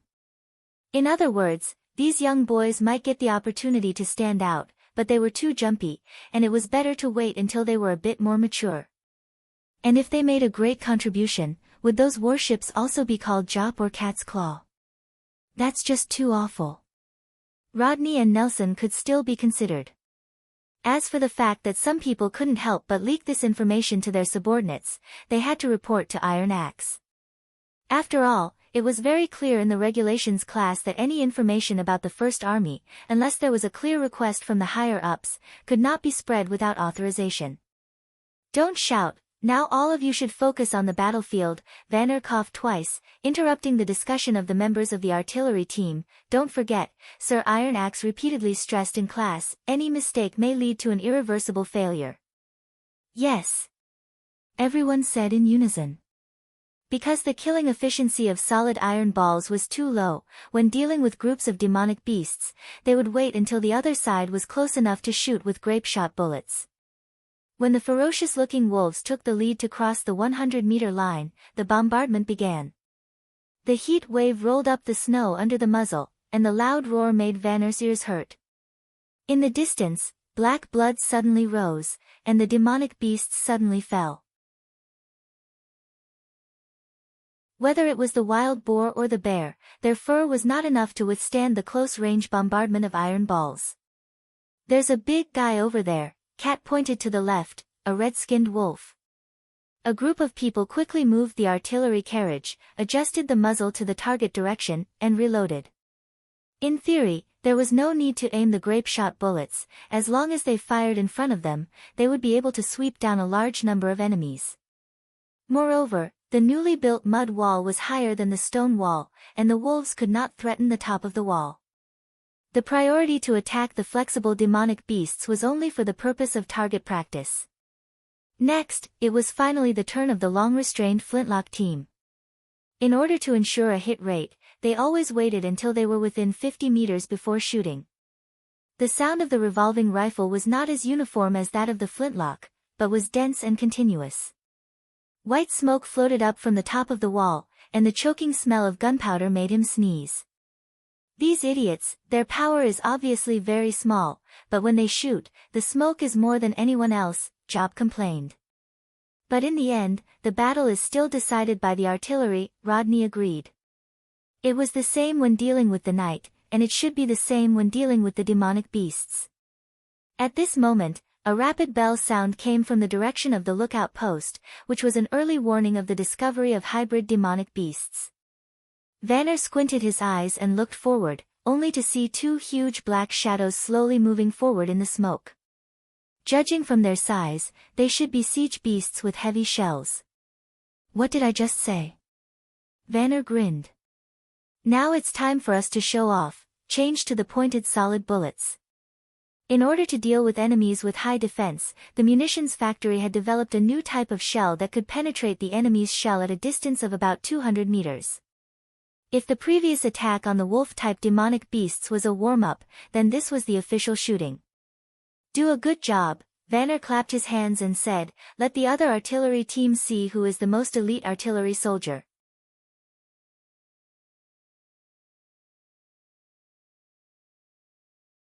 Chapter 335. As soon as Andrea reached a corner of the city wall, she was shocked by what she saw. She saw a row of soldiers dressed as militia standing on the wall, holding a strange weapon in their hands, which was probably the flintlock Ashes mentioned. As the demonic beasts approached, the flintlock spewed flames and smoke, and the sound of continuous explosions echoed in her ears. It should be a weapon similar to a crossbow, but she could not see the bolts they shot at all, probably because of the smoke and dust. The demonic beasts at the forefront seemed to be hit by something, and their bodies trembled and fell to the ground one after another.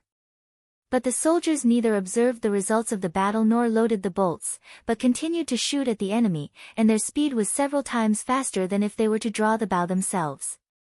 "Is this the terrible weapon you mentioned?" Andrea felt her lips were a little dry. The shooting speed is indeed fast, but the hit rate seems to be. These people were miners, farmers, and hunters before they were recruited into the First Army, Ashes interrupted. They used this weapon for less than half a year. It took 5 years to train a well-trained soldier, and even longer for an archer.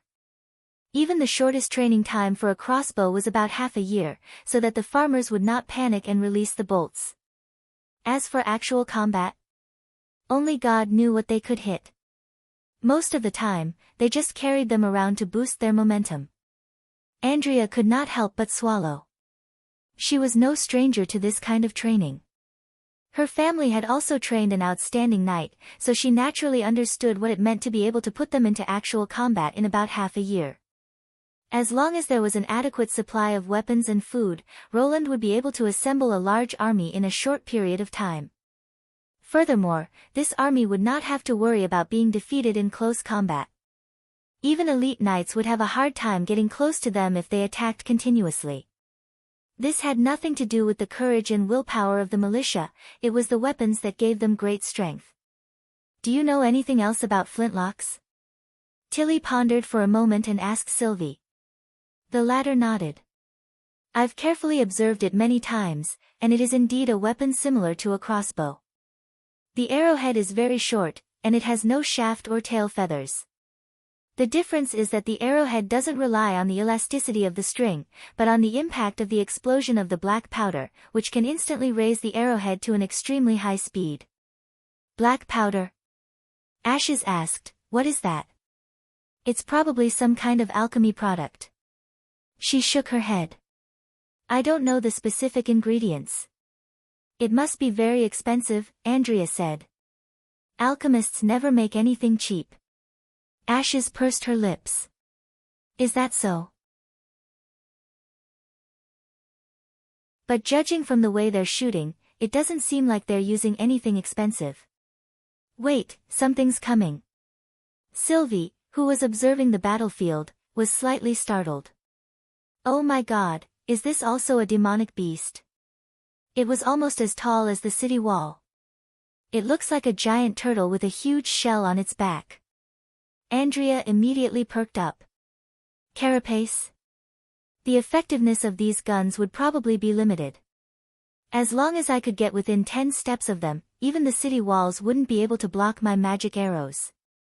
"Ashes, you cover me." "Phew, okay." Ashes reluctantly took the big sword from her back. "But first, don't lose Lady Tilly's face."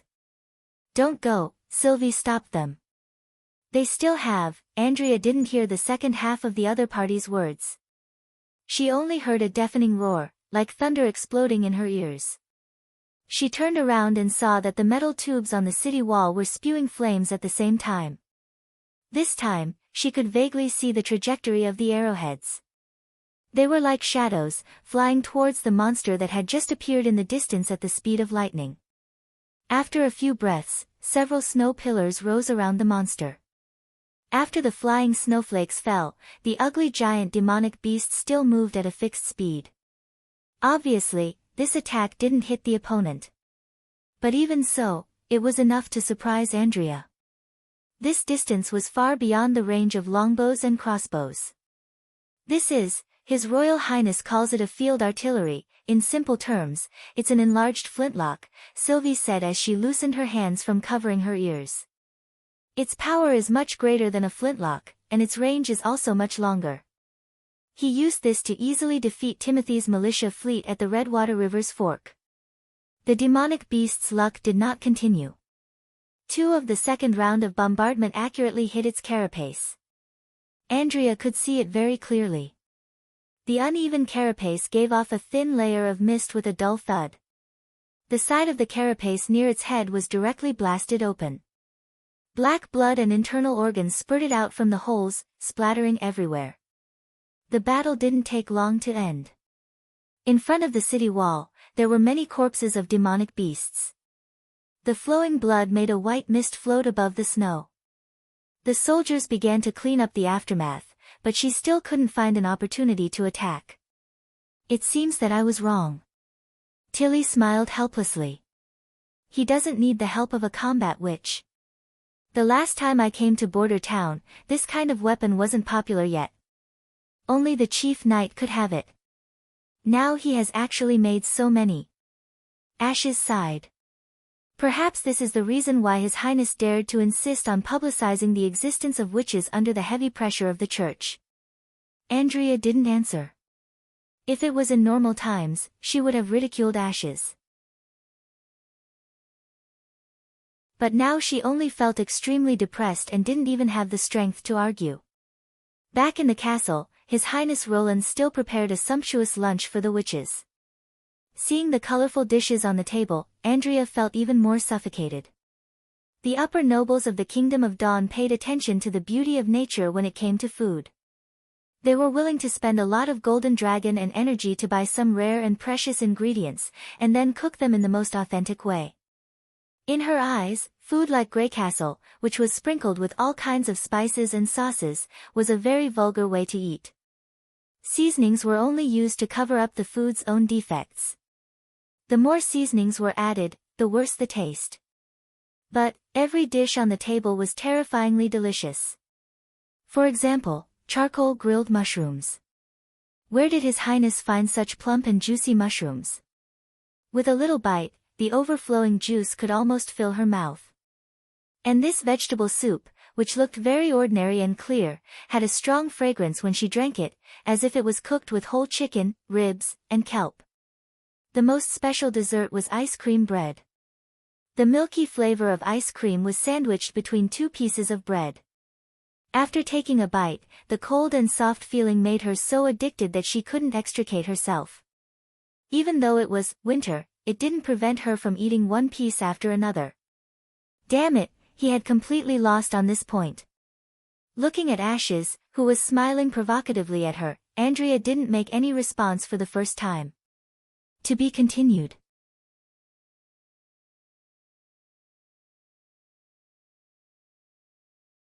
Chapter 336. On the 3rd day, with the completion of the assembly of the large hot air balloon, it was time to start exploring the ruins. The new hot air balloon was named Farsight. Its huge basket could accommodate even more witches, and it was also wrapped in canvas to protect it from the cold wind and snow. Because the sooner the operation was carried out, the safer it would be, so after a simple farewell to Roland, the witches boarded the hot air balloon one after another, rising from the castle's back garden and setting off in the direction of the stone tower. In order to quickly land and meet the enemy when they encountered danger, Farsight flew very low this time, almost skimming over the roofs of the town's houses. Most of the subjects witnessed this miracle, many of them were stunned in place, and some even shouted, "Long live His Highness Roland." Probably in their eyes, such a miracle could only be created by the Lord of Border Town. As they passed by the western wall, the soldiers of the First Army uniformly saluted the air. Whether it was Lightning or Maggie, they were all witches they were familiar with, especially the little girl Lightning, who often gave the artillery team directions, who received enthusiastic cheers from the soldiers. Soon, In the midst of scattered snowflakes, Farsight left Border Town behind and entered the concealing forest area. Tilly stood at the side of the basket, overlooking the boundless forest. The snowy season, which lasted for the entire months of demons, turned the world into a pure white. The top branches of the giant trees were all covered in snow, and at first glance it looked like a high platform protruding from the ground, flat and wide. On the other side of the field of view was a range of mountains, which appeared to be a touch of greenish-gray in the hazy fog. He could not see the foot of the mountains that were connected to the ground, and the undulating peaks in the distance seemed to be floating in midair.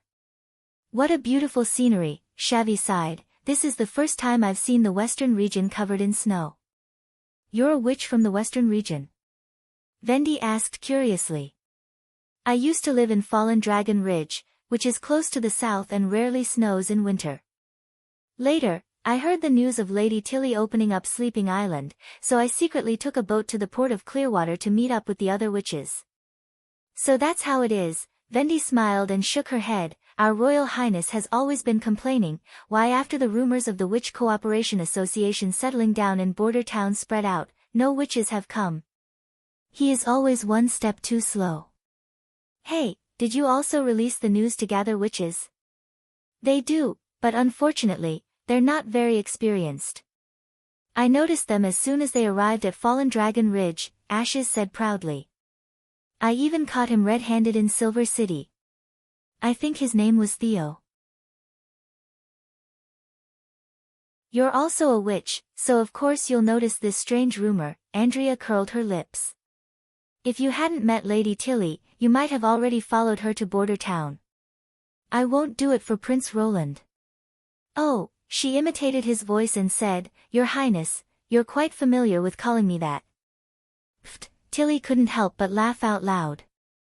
Yesterday she had seen her sullen face, but now it seemed that she had returned to normal. On Sleeping Island, the only one who would dare to cause trouble for Ashes at any time was Andrea, who came from an illustrious family. "Whether it's Sleeping Island or Border Town, we're all compatriots, so there's no need to distinguish between us." She turned her head and swept her eyes over the numerous witches in turn. Before setting out, everyone had already understood each other's abilities, so that when they encountered the enemy, they could more reasonably assign tasks. It could be said that the number of combat witches in Border Town was far less than in Sleeping Island, and even most of the witches weren't suitable for fighting. But it was also because of their unremitting efforts that Border Town had become what it was today. Tilly's eyes stopped on Anna. If she had to choose one among them that left the deepest impression on her, she was afraid that it would be this woman who had awakened in Border Town and had a deep influence on Roland. As long as she stood next to her, she could feel an indescribable sense of heaviness and peace. This was the first time she had experienced such a feeling. If she had to describe it, it would be like lying on a vast field, and the softness and solidity of her back would make her feel incomparably at ease.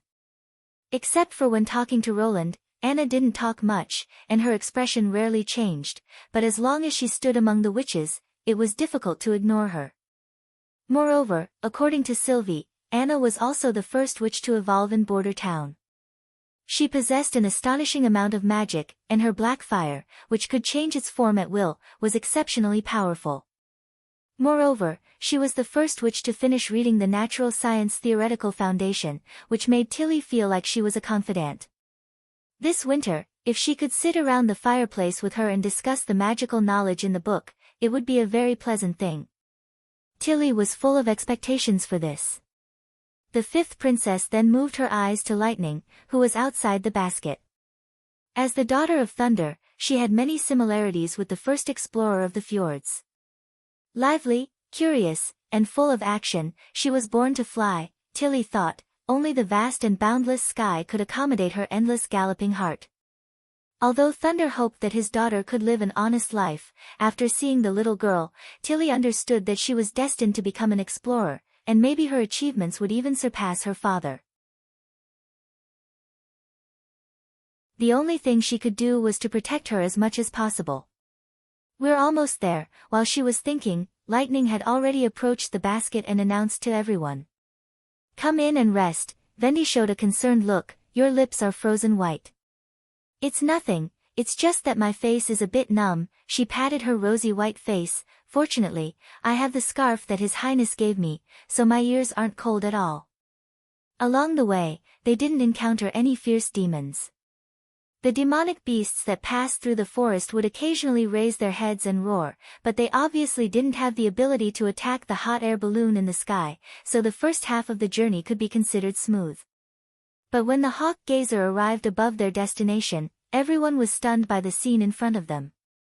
They saw that the forest looked as if it had been swept by something huge, and there were scattered tree trunks and broken branches everywhere. The accumulated snow had been turned over and mixed with the soil, looking very messy. "Where's the stone tower?" Ashes asked. "It was originally there." Lightning pointed to the empty space under her feet, her voice full of disbelief. "It is gone." Tilly looked in the direction she was pointing, and saw a huge hole in the brown and white ground. It was so dark that the bottom couldn't be seen, as if someone had dug a passage to the abyss. But according to the size of the hole, the body of the person who dug it must have been astonishingly large. "Sylvie, see what's in the hole." Sylvie's eyebrows quickly wrinkled, and her face looked very ugly. "A maggot-like monster, it's moving in the northwest direction. Wait, the ruins are in its stomach." "What, in its stomach?" Ashes said in surprise. "Yes, I saw the stone tower, and the ice crown that you were talking about," she carefully identified. "Oh my God, it swallowed the entire ruins." What should they do next? Everyone looked at Tilly at the same time. "Besides the insects, is there nothing else?" the fifth princess asked in a deep voice, "especially the demons." "Well, there are still some demonic beasts, but they're all in its stomach, and it looks like they're already dead." Sylvie observed for a while, then shook her head.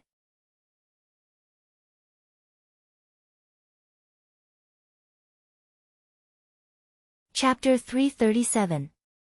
"Tilly, you can't." Ashes was just about to stop her, but she was interrupted. "If we want to enter the cave, we must rely on witches with the ability to fly to bring people out." Tilly shook the ring on her finger. "Although carrying a heavy object will consume a lot of magic power, at least I can bring an extra witch, which is crucial for the operation. With one more witch, we can deal with more situations." She paused and looked at the witches of Border Town. "Anna, Lightning, Maggie, I need your help." The three didn't express any objection, and the little girl showed an eager expression. Tilly was a little relieved. Then the people going to the bottom of the cave, together with Ashes, Shavy, and Sylvie, the rest of the sisters, "I'll leave the entrance to the surface to you." "Lady Tilly, let me go with you," Andrea said. "In case we encounter a group of demonic beasts, Nightingale won't be able to handle it alone."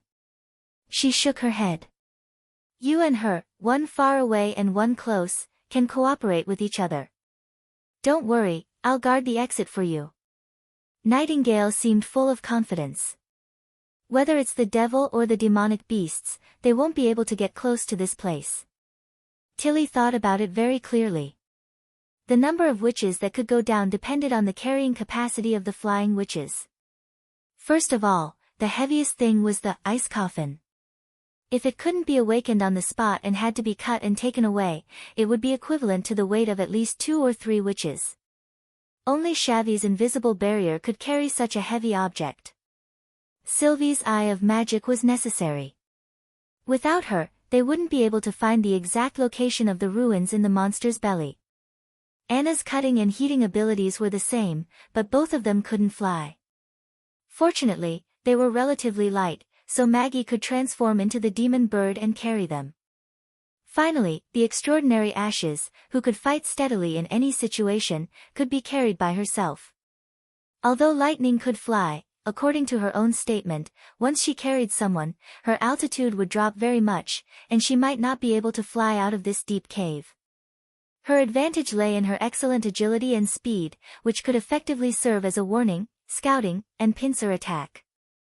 The importance of these witches was almost irreplaceable, and the loss of even one of them would make things extremely difficult. Therefore, his decision to go down was not an impulsive one, but rather a decision made after careful consideration. As for Andrea, her destructive power was amazing in close combat, but once she encountered a narrow area where one could not even see their own fingers, her ability would be greatly reduced.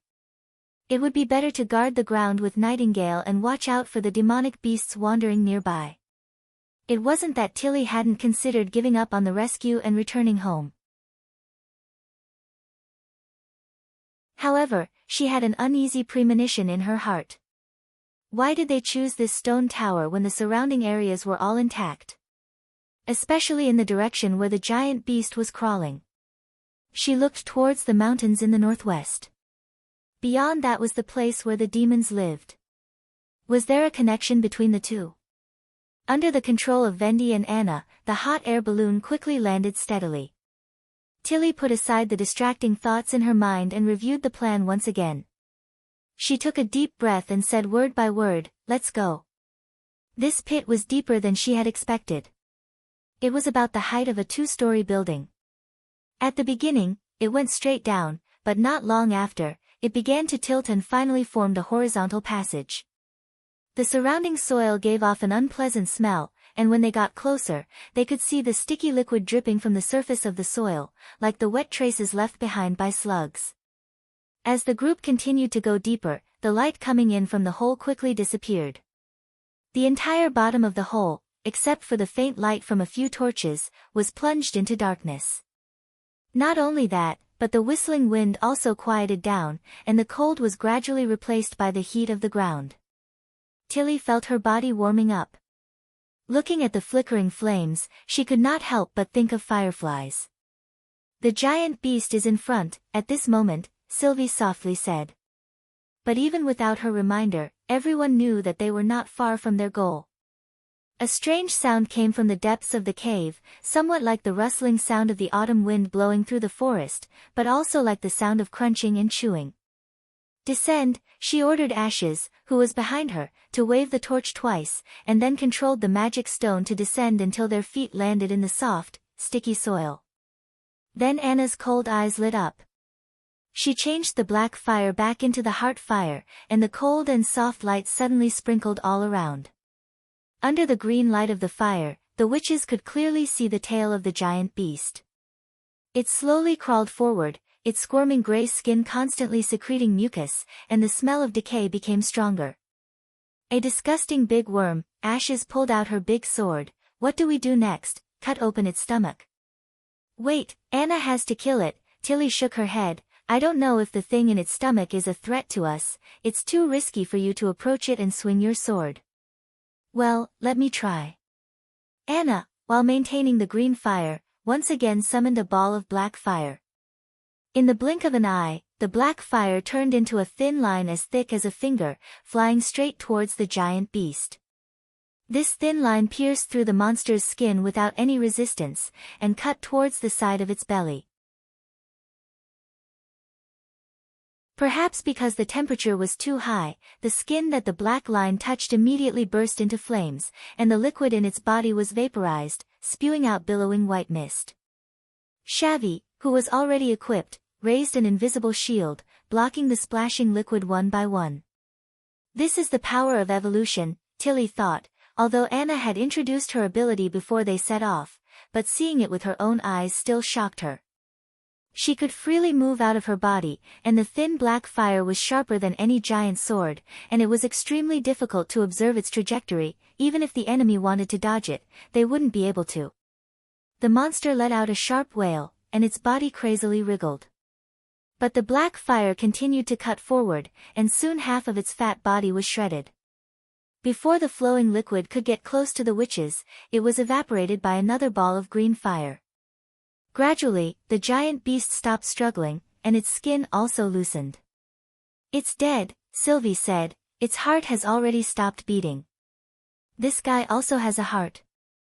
Ashes asked, pinching her nose. "In its head, it's almost as big as the basket of the Farsight." "And?" She paused. "It has magic flowing in its body." "So, this is a hybrid demonic beast?" "No one knows the answer," Tilly said. "The history books have very few records about demonic beasts in the barbarian land. There are too many unknown things here, so let's hurry and dig out the ice coffin first." After being burned again by Anna, the rancid smell was no longer as strong as before. Under the guidance of Sylvie, they quickly found the swallowed ruins. Of course, now the basement had become a mess of stones, and it was impossible to see its original appearance. Most of the stones of lighting that Lightning had mentioned had turned into balls of paste. Fortunately, the transparent crystal pillar was still as good as before. After flipping it out of the sticky belly, there was not even a trace of corrosion on it. The woman sealed in the crystal was still vivid and lifelike.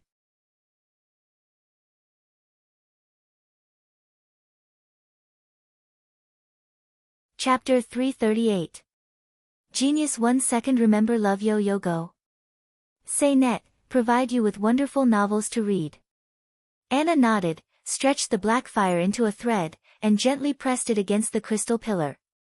The witches couldn't help but hold their breath, only to see a burst of green smoke rise from the point of contact between the two. It wasn't the color of the smoke itself, but rather a different color under the reflection of the green fire. The black fire was embedded in the crystal. How is it? Tilly asked. It's a little strenuous, but it can be cut, Anna replied. Suddenly, the ice coffin changed, followed by a crisp cracking sound. Several cracks spread from the place where the black fire was embedded, like a spider web. In the blink of an eye covered the entire pillar. Almost at the same time, Shavy propped up a barrier, wrapping the witches inside. However, the expected explosion did not happen. The broken crystal collapsed piece by piece, revealing the core that was emitting cold air. This transparent pillar was actually composed of 2 layers, and the inner layer was a real ice crystal. In an instant, everyone felt a chill in their faces, and the surrounding temperature plummeted. Fortunately, Anna quickly maintained the falling temperature and brought it back to a normal state. Under the baking of the black fire, the ice crystal melted faster, its transparency also sharply decreased, and its shape no longer had edges and corners, shrinking and melting like ordinary ice cubes.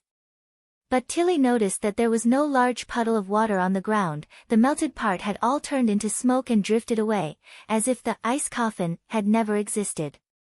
When all the ice crystals melted, the real body of the woman sealed inside was revealed. She seemed to be still in a deep sleep, her long hair and robe were not wet, everything was no different from when she was frozen. Without the support of the pillar, her body weakly fell backwards, and then Ashes held her in her arms. Are you still alive? Although it's very weak, her heart hasn't stopped beating. Ashes pressed her hand on the other's chest. This is unbelievable. It was indeed incredible. Tilly found that ever since she had come to Border Town, in less than a week, she had seen more incredible things than she had seen in the past year. However, she was also a little relieved. Being able to survive in the extremely low temperature of the ice crystals, her identity had most likely been confirmed. She was a witch. At least this risky move wasn't for nothing. As for her name, where she came from, and why she was trapped in the ruins, these questions could wait until they returned. Andrea was a little bored as she stood guard beside the hole. From time to time, she would glance at the bottom of the hole, hoping to see Tilly return as soon as possible. There were no traces of demons around the ruins, and even demonic beasts were rarely seen. Occasionally, some common wolves or wild boars would emerge from the woods. Before they could even draw their bows, Nightingale had already nailed her dagger into their heads. The passage of time seemed to slow down. Except for her, all the witches guarding the hole were witches from the Witch Cooperation Association. Even if she wanted to find someone to pass the time, it was impossible. Although the woman named Vendi looked very kind, Andrea still couldn't make up her mind to take the initiative to talk to her. As an upper-class noble of the Kingdom of Dawn, elegance and modesty were essential qualities for an unmarried lady. Forget it, it was better to talk to Nightingale. She heard that Nightingale and Ashes had fought, and they were evenly matched. Since it was to inquire about the information of an old rival, it wasn't considered taking the initiative to talk. Well, it was just a necessary job. She reached out to pat the snow off her head and looked up, but her heart suddenly jumped. Nightingale was gone. The woman with golden curls, who looked like an elegant noble, had been leaning against the side of the basket, but now she was nowhere to be seen. That's right, her ability seemed to be to hide herself. Thinking of this, Andrea calmed down and felt the surrounding sounds. When vision couldn't be used, ears and nose were good helpers in tracking the opponent's whereabouts. Then she heard the sound of soft footsteps. Was it Nightingale? No, Andrea felt her hair stand on end. These footsteps obviously couldn't be made by one person. A group of people was approaching, in the forest ahead, only 100 steps away from her. However, as far as she could see, it was still calm, and not a single person could be seen. The sound of the footsteps was very close. Damn it, the enemy was transparent. She was just about to sound the alarm when a roar suddenly bloomed in her ears. Flames suddenly appeared in midair, and then the air shook, and a strange monster emerged. It had a long and narrow head and 2 sharp sickles, looking like a mutated mantis, but unlike any other insect, it walked upright. The arrow shot from the flintlock shattered the side of its face, and black blood spurted from its skull, almost splashing Andrea. The monster crashed to the ground, and then she saw Nightingale's fluttering white cloak and hood. Then there was a second gunshot. Damn it, I was too careless. Andrea bit her lips, she had noticed it earlier than she did. She summoned her magic longbow, but she didn't know where to shoot, so she slowly retreated to the side of the basket and stood with the other witches. 4 gunshots, and 4 monsters fell, all killed in one shot. When Nightingale appeared next to a monster, Andrea put away her weapon and quickly walked over. What's this? It's either a demonic beast or a devil. She squatted down and fiddled with the enemy's claws and sickles, but from the color of the blood, it's more like a demonic beast. When did you find them? From the moment they appeared, Nightingale smiled. In the fog, their magic radiance was as conspicuous as the stars in the night sky. Can demonic beasts also have this ability? Andrea frowned. The other party's smile froze. Maybe mixed species are special. At this time, the witches who went to the depths of the cave also returned to the surface. In addition to the original 7 witches, there was also a blue-haired woman on Ash's shoulder. Is she the one who asked for help in the ruins? Andrea stepped forward and asked. That's right, Tilly nodded. I'll tell you the details on the hawk gazer. The longer we stay in this forest, the more uneasy I feel. By the way, did we encounter any dangerous situations up there? There were a few strange mixed species of demonic beasts, but they're all dead, Nightingale shrugged. The hot air balloon quickly inflated and rose into the sky. The basket crossed the treetops and began to move in the direction of the town. At this moment, Sylvie let out a cry of alarm. Heavens, what are those things down there? Demonic beasts? Demonic beasts? Andrea looked in the direction of the ruins, but she didn't see anything. That's not right, there was indeed something moving on the ground.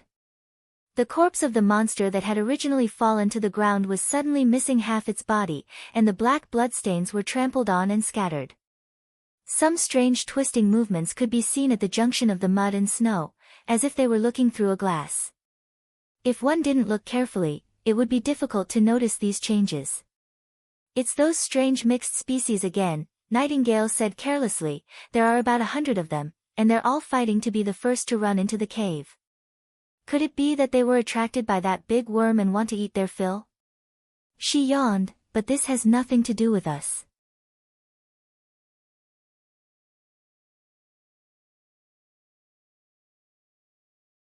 Chapter 339.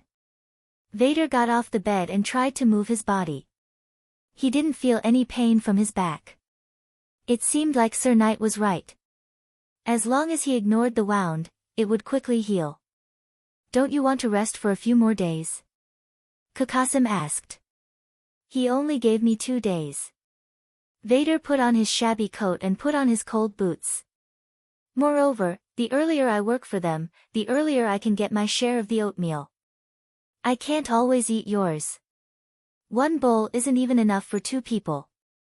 I think it's pretty good. The oatmeal here is much thicker than the relief porridge in other places.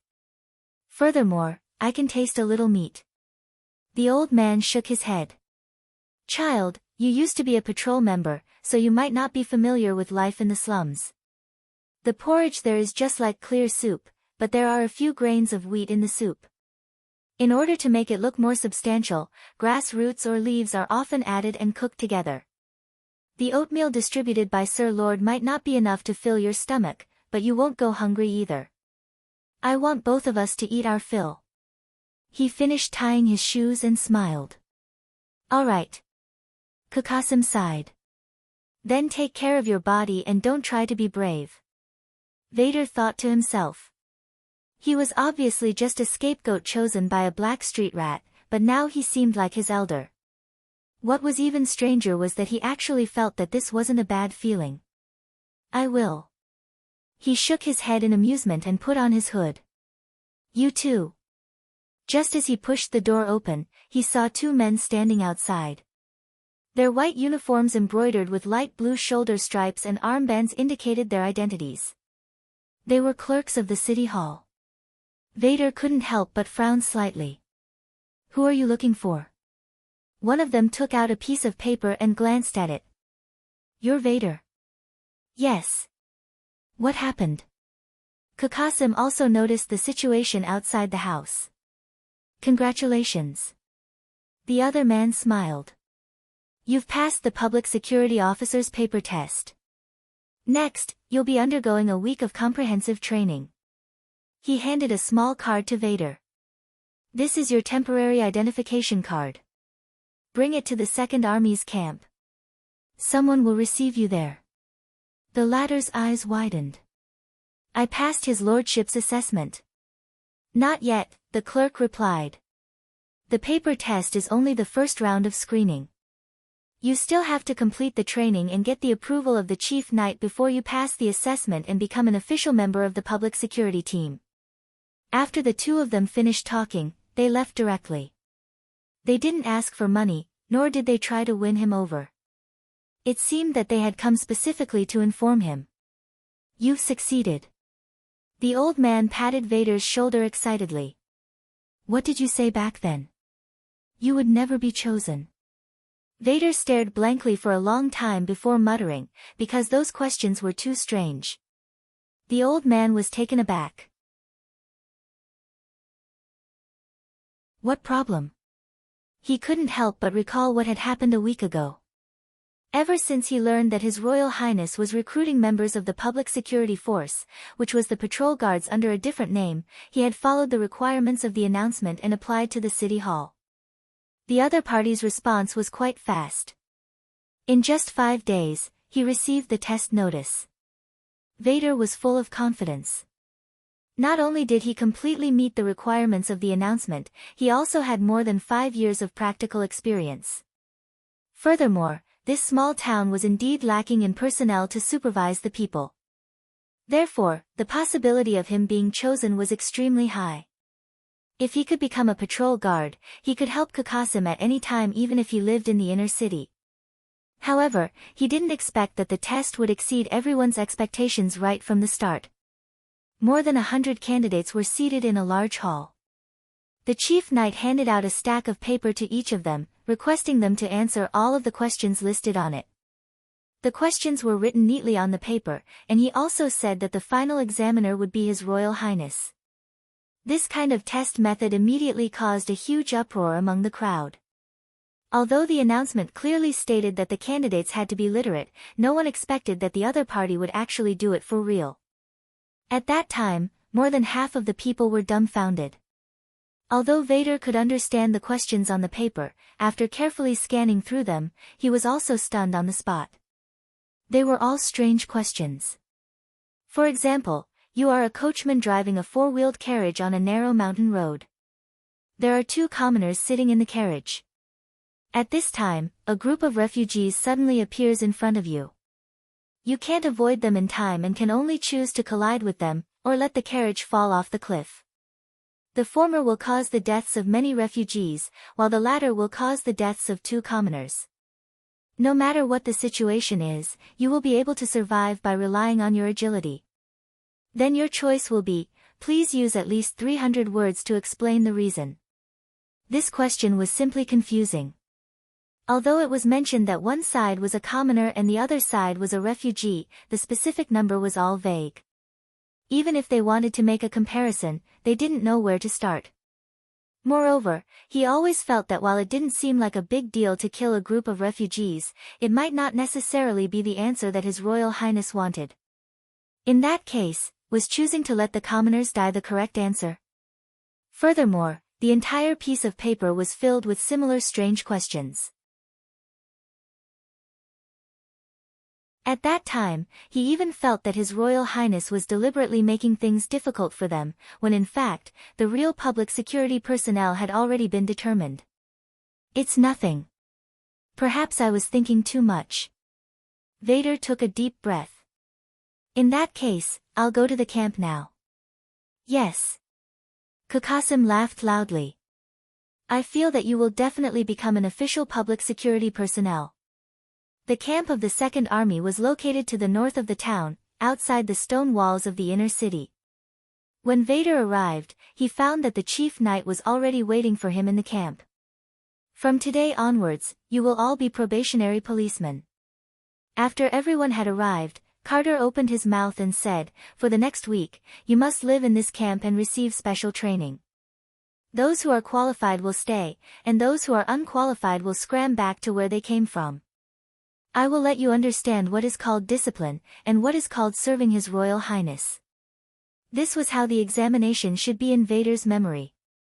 However, out of the 100 or so applicants, only 15 remained. He glanced left and right. Judging from their attire and complexion, the rest of them should be local residents, apart from himself. Sure enough, the requirement of literacy was not a joke. Report. Someone raised his hand. Carter grinned. Oh, you seem to be quite familiar with the military. Speak. Hee, my brother is in the First Army.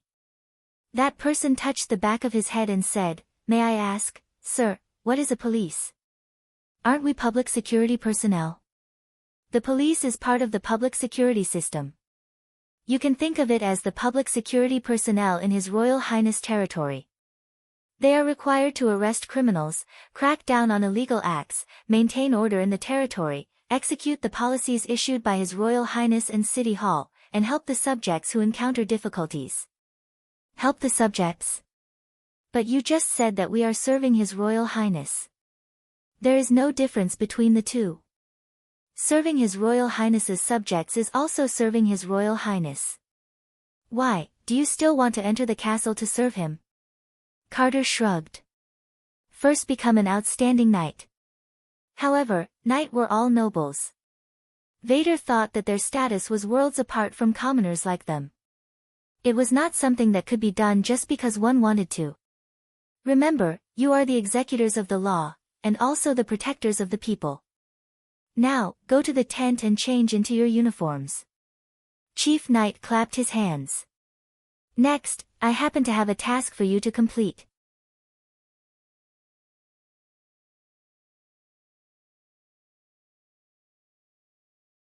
Chapter 340. When Vader took off his patched coat and put on a brand new uniform, he felt his whole body become warm. The surface of the uniform was made of thick leather, and the inside was lined with cotton, which not only kept the leather warm, but also retained the softness of the cloth. Just these materials alone were probably worth several silver royals. Although the style was similar to the City Hall uniform, the color was very different. The bottom color was pure black, and the shoulders, collar, and cuffs were inlaid with white stripes, which looked very eye-catching. After the 15 people put on the new uniform and stood in a row again, they couldn't help but puff out their chests a little more. Not bad. Carter smiled with satisfaction. Now, follow me. At this time, the sky was still lightly snowing. This was the first time that Vader had seen snow fall continuously since autumn. Occasionally, it would snow in Valencia, but it would stop after 1 or 2 days at most. Children often piled up snow dolls on the streets, or rolled them into snowballs and threw them here and there. Therefore, there was a saying that snowy days were childhood festivals. However, it was very inconvenient for adults. The accumulated snow would make shoes wet and moldy, it would be difficult to walk on the streets, and the shops would be closed off. Occasionally, the snow would crush the roofs of the houses. At this time, the patrol would definitely not go out. If they did go out, they would find a tavern and sit around the fireplace, drinking warm ale and flirting with the maids. However, none of this could be seen in Border Town. Every day, there would be people clearing the snow on the streets and sweeping it to the sides. This was a long-term recruitment job issued by the City Hall, which could be paid daily or monthly. It could be considered a job with low returns but quick money. Many townspeople came and went on the streets. Some of them wore straw hats, while others wore cloaks. All of them were busy with their own work. If all the snow in the town was removed, it wouldn't be a problem to say that it was summer. If he hadn't seen it with his own eyes, Vader wouldn't have believed that a small town on the border of the kingdom could be even busier than Valencia. If it weren't for the fact that there were no towering churches and bell towers in the town, he would really think that he was in a big city. Soon, the group arrived at the pier. There were more than 10 sailboats anchored in the Redwater River, and hundreds of people had already gathered on the shore. This scene seemed familiar. Yes, Vader remembered that this was also the scene when he and the other Eastern Region refugees arrived at the town. Report, who are these people? Refugees from the south and the north. In order to let them safely survive the winter, His Highness specially sent people to summon them to Border Town. Your task is to assist the City Hall in maintaining order.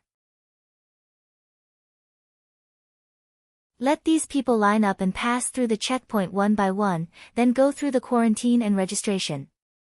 Carter instructed. Currently, there are not many policemen, so the First Army will assist you. In the future, you will have to complete this task independently. Yes. It did not sound difficult. It was no different from ordering refugees to line up for porridge. Vader walked to the front of the checkpoint and began to shout loudly. He wanted the people nearby to listen to his commands and gather around him. Where did you get your name from? Is there anything you're good at? Can you read? Every fugitive who passed through the checkpoint would be questioned by the City Hall staff, and then roughly recorded down. Vader knew that this was only the preliminary statistics. After everyone had settled down, there would be a further examination and verification. Those who had specialties would be given priority to be transferred to the inner city. He had personally experienced this process once. Suddenly, there was a commotion behind him. Vader turned his head and saw a man dressed in a fluffy robe arrive at the pier under the protection of a group of guards. His flying long gray hair indicated his identity. He was the local lord, His Highness Roland Wimbledon.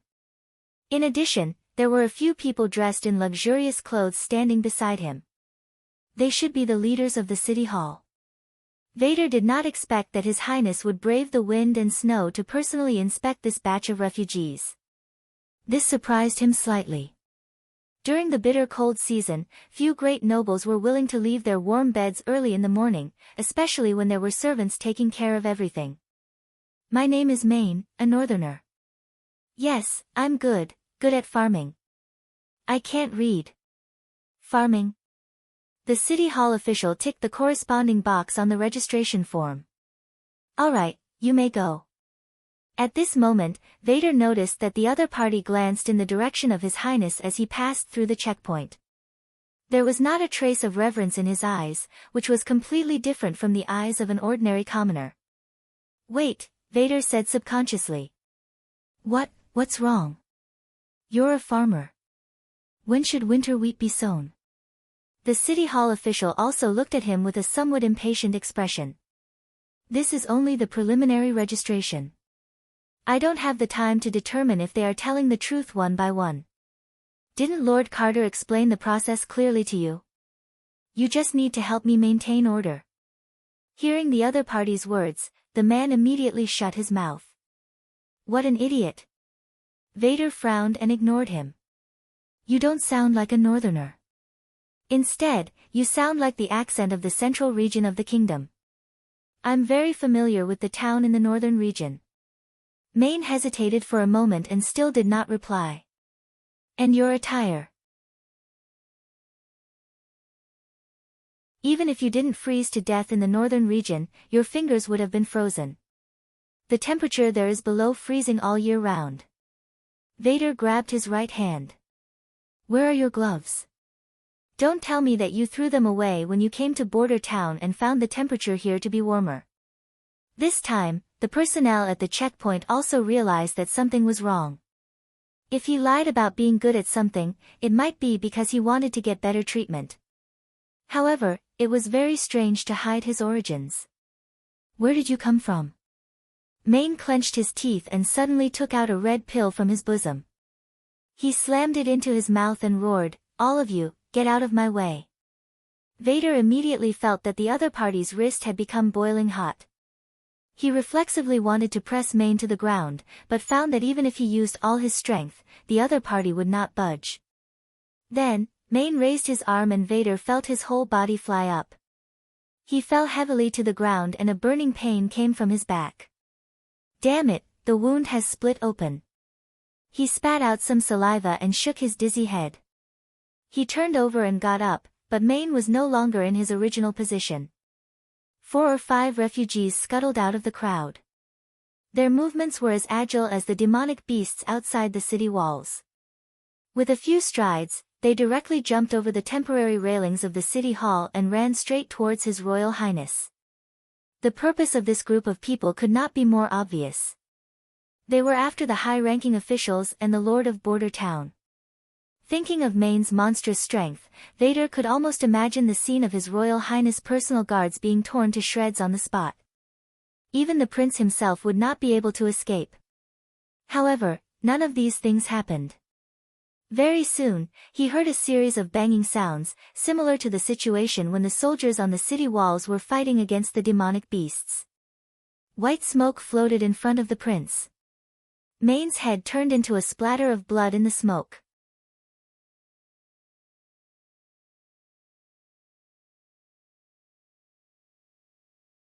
Chapter 341. The freaks who had rushed out of the crowd were all killed. The sudden turn of events caused a wave of panic among the refugees. Dozens of soldiers carrying strange weapons surrounded them. The scene was filled with cries of alarm, and the situation gradually became uncontrollable. At this moment, His Royal Highness' resonant voice suddenly resounded above the crowd. "Silence, my people. I am your lord, Roland Wimbledon. Now, listen to me." Although his voice was loud, it was not a hysterical roar, but a clear and steady statement. Vader felt as if the other party was speaking right next to his ear. His words had an unquestionable power that suppressed the noise and panic of the scene. The crowd suddenly quieted down. "Just as you heard the news when you came, Border Town will provide you with shelter from the wind and snow, food that can fill your stomachs, and many well-paid jobs. I am here to tell you that all of this is true. The houses are made of thick mud, without a single gap for the wind to leak through. There is a charcoal stove under the bed, and sleeping on it is as comfortable as lying on the grass that has been baked by the summer sun. As long as the doors and windows are closed, you will not feel the slightest bit cold in the room even if you only wear a thin layer of clothing. The food is oatmeal accompanied by jerky. If you dig it up with a spoon, you can see the grains of oatmeal dripping down. When you pour it into your mouth, it will also slowly fall due to its high viscosity. Just one bowl is enough to fill your stomach." Hearing this, Vader suddenly felt hungry. The content of His Royal Highness' speech was very novel. Unlike most nobles, who repeatedly emphasized their own power and obligations to their subjects, he did not declare that everyone under his rule must obey his will. Instead, he described his promise from the perspective that the people were most concerned about, through food and clothing. Looking at the fascinated expressions on the faces of the refugees by the pier, he knew that his words were undoubtedly more moving. "I hope that all my subjects can live a good life without worrying about food and clothing. However, the enemies hiding in the dark do not wish to see this scene. These wild beasts that rushed out were undoubtedly sent by them. The reason is very simple. They do not wish to see me alive, nor do they wish for my subjects to live a comfortable life. If I am not here, will there be other lords who will provide warm housing and delicious food? You should all be very clear on this point. Just look at your previous encounters and you will understand. I'm the only one who is willing to do this. Vader discovered that the panic had dissipated. When those abnormally moving monsters were viewed as a common enemy, the unease and worry of the refugees gradually turned into anger. Murderers who tried to harm His Highness were also villains who wanted to destroy their beautiful lives. Such people could not be forgiven. In order to prevent another attack from happening again, the inspection will need to be repeated. This time, my personal guards will be in charge of the body search and verification. Do not let any enemy have the chance to destroy everything. Everyone obeyed His Royal Highness' order, and those who had already passed the checkpoint were brought back to the dock area by the guards. No one protested, and the order was even more orderly than before. As expected of His Highness, Vader couldn't help but sigh with emotion. With just a few words, he was able to dispel the panic that was about to occur. I heard that you were the first to discover the problem. Carter Lannis walked over and said, "Come with me, His Highness wants to see you." He followed behind the chief knight and came before the young prince. He knelt down on one knee and said, "I pay my respects to you. Tell me, how did you see that there was something wrong with him?" asked the prince. Vader reported his findings as they were. Keen observation. You were just an ordinary civilian before. No, Your Highness. I used to serve in the Valencia Patrol, he answered honestly. I worked there for almost 6 years, until Valencia was attacked by a large number of pirates. But your resume doesn't indicate any specialties, said the prince. I asked Carter about it, and he said that you're still in the temporary residential area. In other words, when you registered the early residence at the city hall, you hid your experience, and it was completely unnecessary. Why? Although he didn't understand what the word resume meant, it didn't affect his answer. Vader hesitated for a moment, then told the prince about Kakuzim. If it weren't for this prisoner, I wouldn't have been able to come to Border Town alive, so I couldn't leave him alone in the Western District. So I wanted to become a patrol member. In the future, when I carry out patrol tasks, I can give him extra care. Vader's heart suddenly tightened. From the previous sentence, he could see that His Highness was very concerned about whether he had violated the rules. What he had done was obviously suspicious. Don't worry, you haven't done it yet. You won't be punished just because of your ideas. The prince seemed to have seen through his thoughts and smiled. However, this sentence also made Vader feel a little disappointed. There was no doubt that His Highness didn't approve of this method. Even if he successfully became a police officer, once he handled a dispute with bias, he would only follow in the footsteps of the city hall clerk. Do you have any family? The prince suddenly asked. They were all killed in the raid in Valencia, Roland said. What about Kakuzim? I don't think so. Although he didn't understand why His Highness would ask this, Vader still answered honestly. If he did, the rats wouldn't have chosen him as a scapegoat. Anyone with any specialties can get the right to rent a house in a residential area, get an identity card issued by the city hall, and enjoy all the rights of a subject. This naturally includes their families. The prince smiled. You should be able to understand what I mean, right? Vader was startled and couldn't help but say in surprise, you agree to let me take Kakuzim. Take the old man to the city hall to register. They'll arrange it for you. He suppressed his excitement and knelt down again. Your Highness is merciful.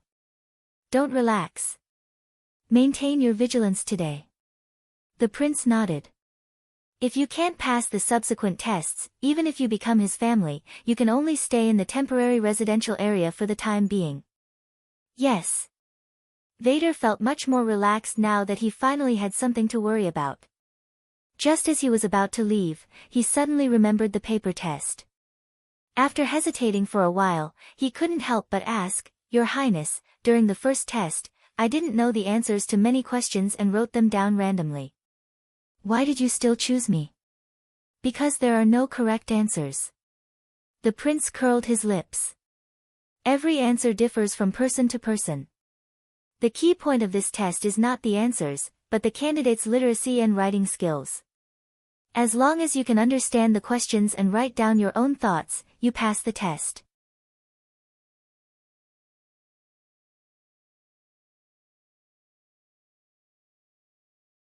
Chapter 342. Your Highness, do you know who sent these people? After Vader left, Carter approached and asked. The only one who has the pills, besides the church, is Timothy. Garcia is now far away from Grey Castle, so it's unlikely that she still cares about me. Roland sighed. Compared to the former, Timothy is more likely. He doesn't dare to easily send an army out of King's City, but it doesn't mean that he won't retaliate against me. Fortunately, these attackers who had blended into the crowd only carried pills, not gunpowder. Otherwise, if they exploded in the crowd, the efforts of the past 2 months would have been in vain. Roland wasn't worried that the suicide squad he had sent out would threaten him. During the days when Nightingale wasn't here, he brought more than 10 guards with him wherever he went, and he also wore a god's stone of retaliation. Even an extraordinary would find it difficult to approach him under the suppression of 10 revolvers, let alone a madman who had taken drugs. He found that his mentality had changed a lot in less than a year since he became the Lord. If he had just arrived here and seen such a situation, he would inevitably feel weak in the knees and be at a loss. But just now, although he felt a little nervous, he still pretended to be calm on the surface. He knew that the guards would definitely stand in front of him and stop the enemy at all costs. As the focus of the crowd, he could not afford to lose his composure in the slightest. Even he was surprised by this thought. Call the people of the emissary delegation here and ask them about the details of the recruitment process. Roland turned to Berev and said, I need to know where these people boarded the sailboat. Yes, Your Highness. The face of the City Hall supervisor was a little gloomy.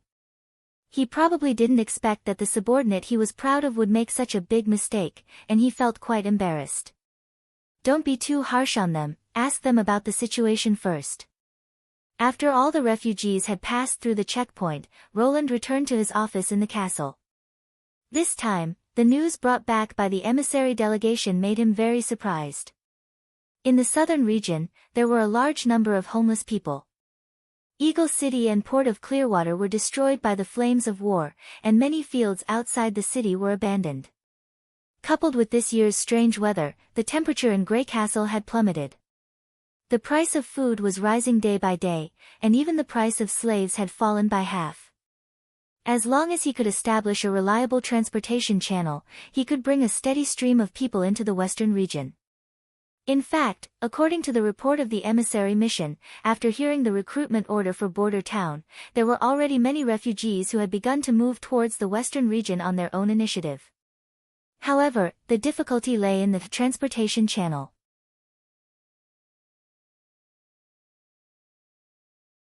During the months of the demons, the heavy snow blocked the entire land transportation. If they wanted to bring people in, they could only transport them through the Redwater River.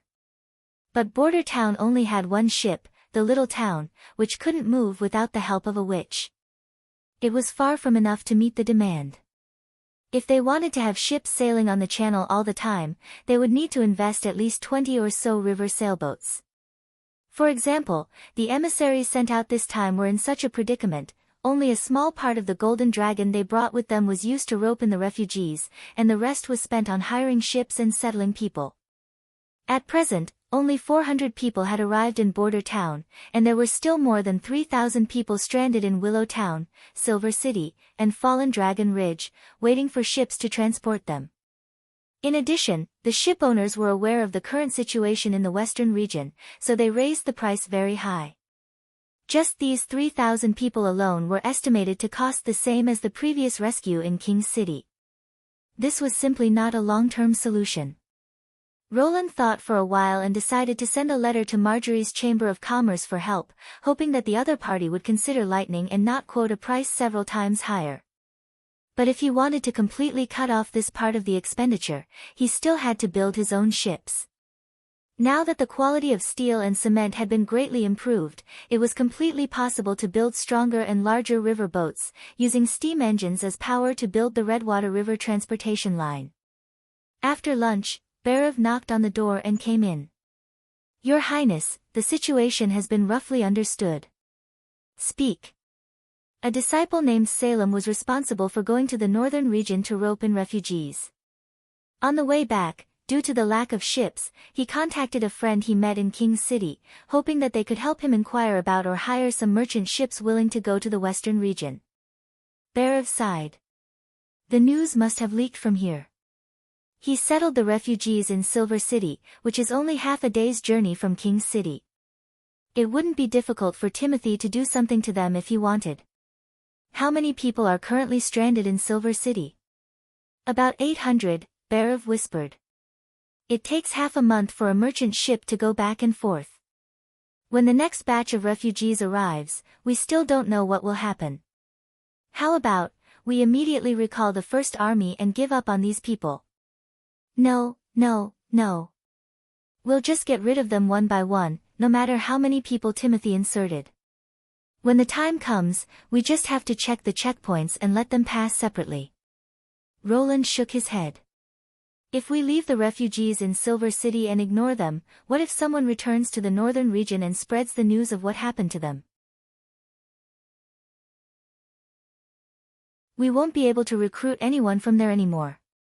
With Sylvie's X-ray vision and Nightingale's incantation, no spy or assassin could hide, so he wasn't worried about this.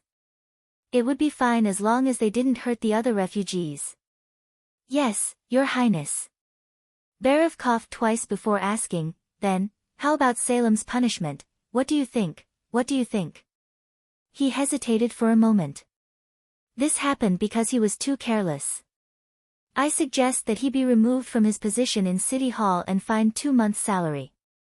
Salem's mistake wasn't intentional and didn't cause too much damage, so it's not appropriate to send him to the North Slope mine. Roland couldn't help but laugh. Bhairav's pained expression was written all over his face. Don't worry, I've already made up my mind.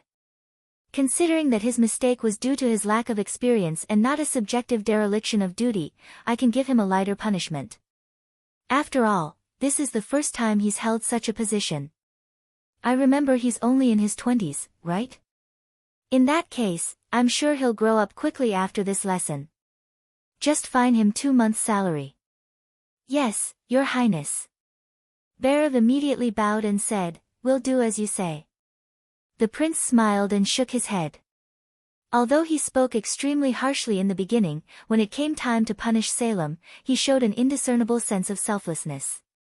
After all, Salem had always been by his side when he was in King's City. He was also one of the first batch of disciples to arrive in Border Town.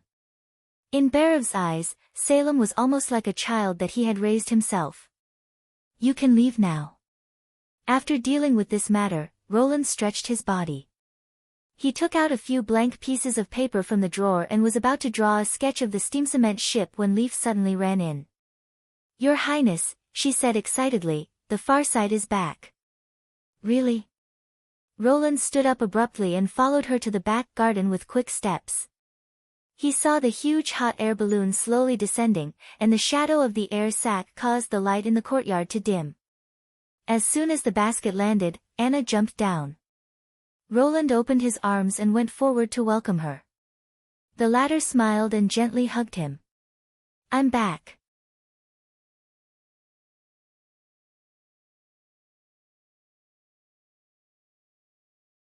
Chapter 343.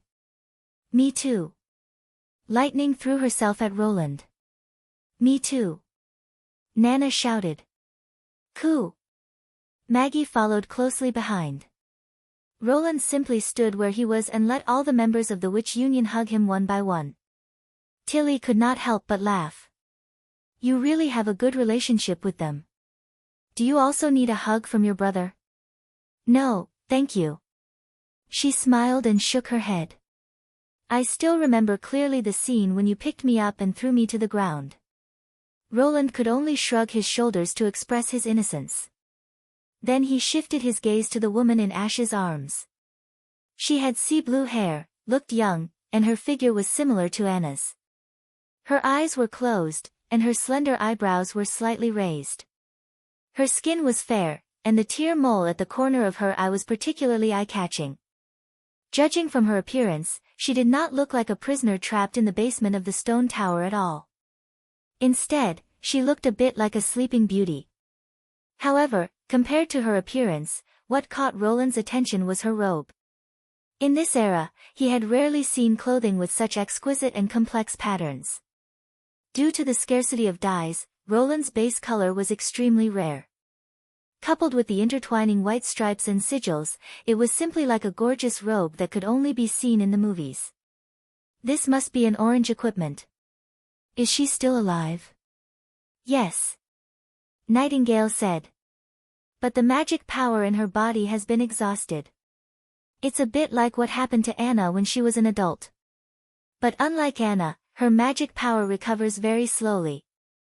At this rate, it may take 3 or 4 days for her to return to normal. In that case, let's call her the sleeper for now. Roland nodded. I'll clear a room on the 3rd floor of the castle for her to recover. The rest of you, go back to the hall. He paused. I want to hear your story. After listening to Tilly and Nightingale's story, Roland could not help but break into a cold sweat for them. Although Sylvie had the whole picture, it was still very dangerous to go deep into the ground to chase a giant demonic beast that they had never seen before. If it were him, he would probably hesitate. He did not expect that Tilly would be so decisive. She chose the right people in such a short time and personally led the team. It could only be said that she became the leader of many witches not only because of her identity as a princess. Did you think that the burrowing worm was related to the devil? I don't know, but it's not impossible, Tilly said slowly. The witches of the Witch Cooperation Association once met a devil riding a hybrid demonic beast in the barbarian land. Their wings were cut off and they obeyed the devil's command, a bit like a tamed animal. Behind the snow-capped mountain, you also saw a flying beast that was completely different from the demons. Perhaps it was a different kind of demonic beast.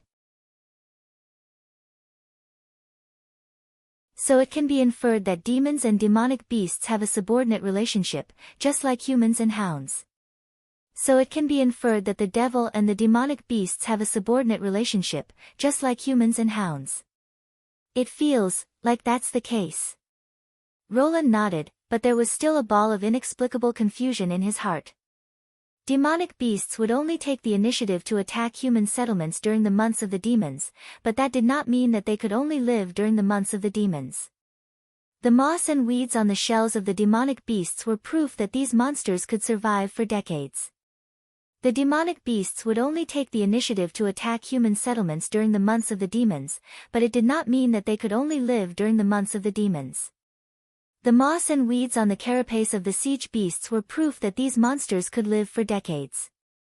The other point was, he could not forget that during the first year of the months of the demons, the wolf-lion hybrid that had attacked Iron Axe had shown intelligence that was different from the smart animals. It could learn, analyze, and choose its course of action and target, which was already a level that the vast majority of creatures could not reach. If the long-lived hybrid demonic beasts had intelligence, it would be impossible for them to be tamed by another race. But I think that compared to the demonic beasts underground, the enemy that Miss Nightingale met outside the stone tower is more worrying. Tilly sighed. It can hide during the day, move quietly, and is almost impossible to guard against. Unfortunately, we know very little about demonic beasts, and have no idea how to deal with such a terrible opponent. If Nightingale hadn't seen it with her own eyes, I would not have believed that this kind of demonic beast actually exists. Roland spread his hands, but it seems that they have never appeared in the western region. Otherwise, every winter there would be a few of them, and Longsong's stronghold would have already been turned into ruins. But the longer the months of the demons, the more powerful the demonic beasts become. This is the conclusion of the history books. This time it began to snow in autumn, so the enemy we will face may be very powerful. The words, "we," made Roland's heart warm up, regardless of whether she saw him as a brother or not, at least as an ally. She had already regarded him and Border Town as one. Of course, this was for the sake of the witches. Then we can only let Nightingale monitor the defensive line. No, this winter will be handed over to Sylvie to guard, Tilly said. The city wall is divided into 2 sections, east and west, and it will take half a quarter of an hour to go around it. Miss Nightingale's workload is too much. As long as Sylvie stays in the castle, she will be able to observe the entire area of the city wall, and when she discovers a demonic beast, she can immediately notify the other witches. That's good, Roland nodded. That witch? Scroll hesitated for a moment. I still retain my previous opinion. Before we confirm her identity, she may be our enemy. I know, so I will temporarily put the god's locket of retribution on her, he exhaled. I hope this will not cause her to misunderstand us. Roland walked into the sleeper's bedroom, leaving only Anna to take care of her. How is it? Anna shook her head. There's still no reaction. Is that so? Roland walked to the bedside. The woman was lying quietly in the quilt. Although her eyes were still closed, the wrinkles between her eyebrows seemed to have faded a lot. Both Nana and Lily had used their abilities on her. The only thing they could do now was to wait quietly. She has been frozen for so long, but there is no trace left on her body. It's really incredible, he sighed. Just like I am not afraid of fire, Anna chuckled. Her ability must be related to this. I heard that you cut open the ice coffin. Roland patted her head. Amazing, Anna. It's not all because of me, she said seriously. This witch used her ability very cleverly. First, she used extremely low-temperature ice to completely freeze the circulation of her body, and then used ice crystals that were close to room temperature to completely seal the ice inside, so that it would not escape and melt. Regarding the control of her ability, she must have reached a very high level. Close to room temperature ice, this sounded very unreasonable, but Roland understood that the ability of a summoning which was the specific manifestation of magic power, just like the black fire that could change its shape and temperature at will. Anna paused, then said, when I cut into the outer layer of ice crystals, the whole ice coffin immediately fell apart, as if she had deliberately left a flaw. So I think, she had already expected such a day. You mean, she will definitely wake up?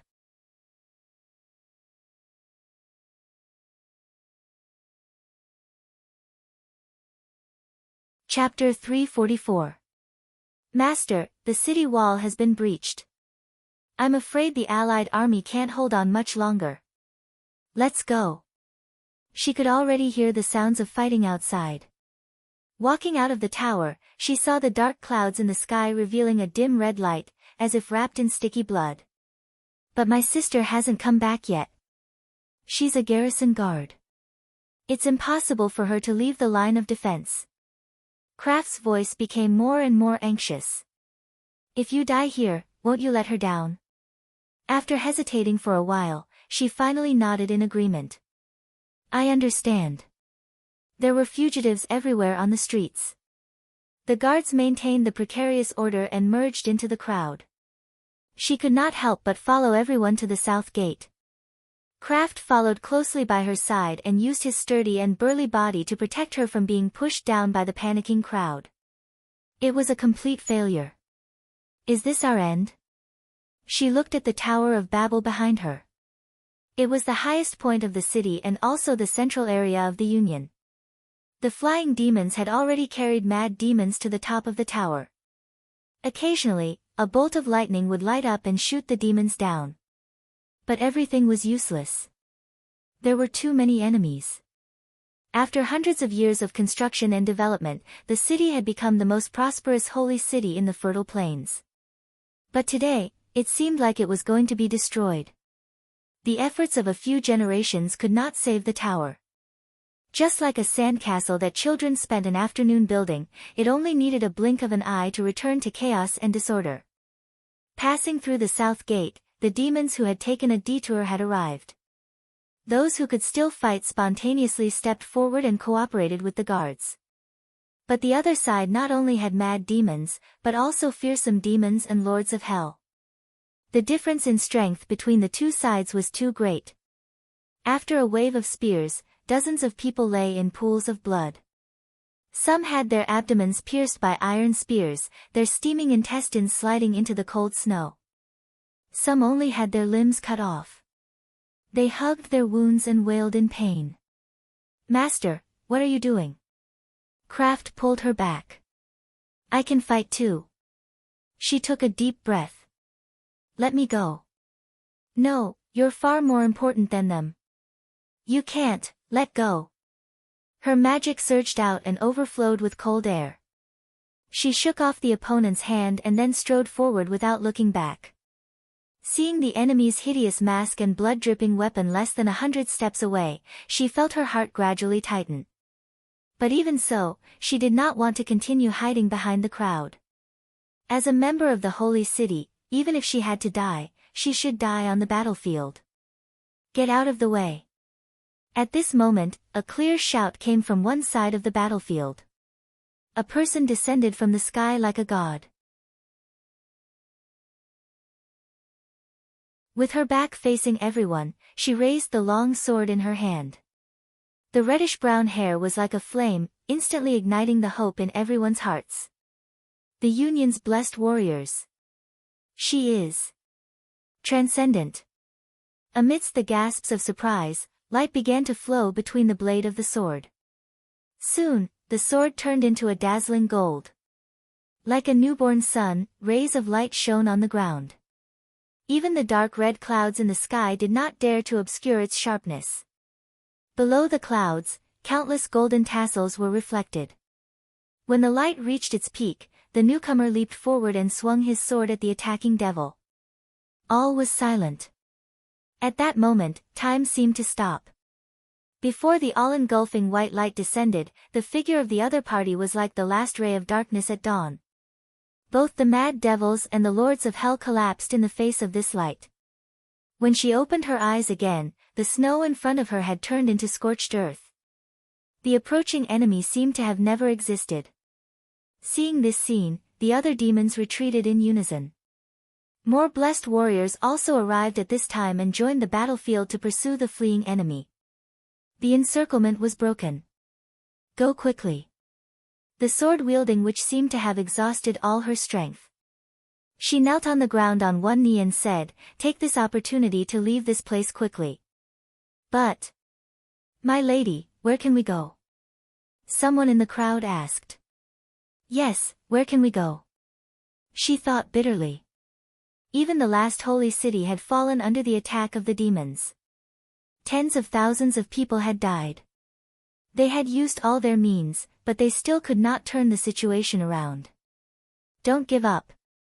We still have hope," the red-haired witch said firmly. "Cross the mountains, cross the rivers, and go to the barbarian land. But, there are only some backward villagers.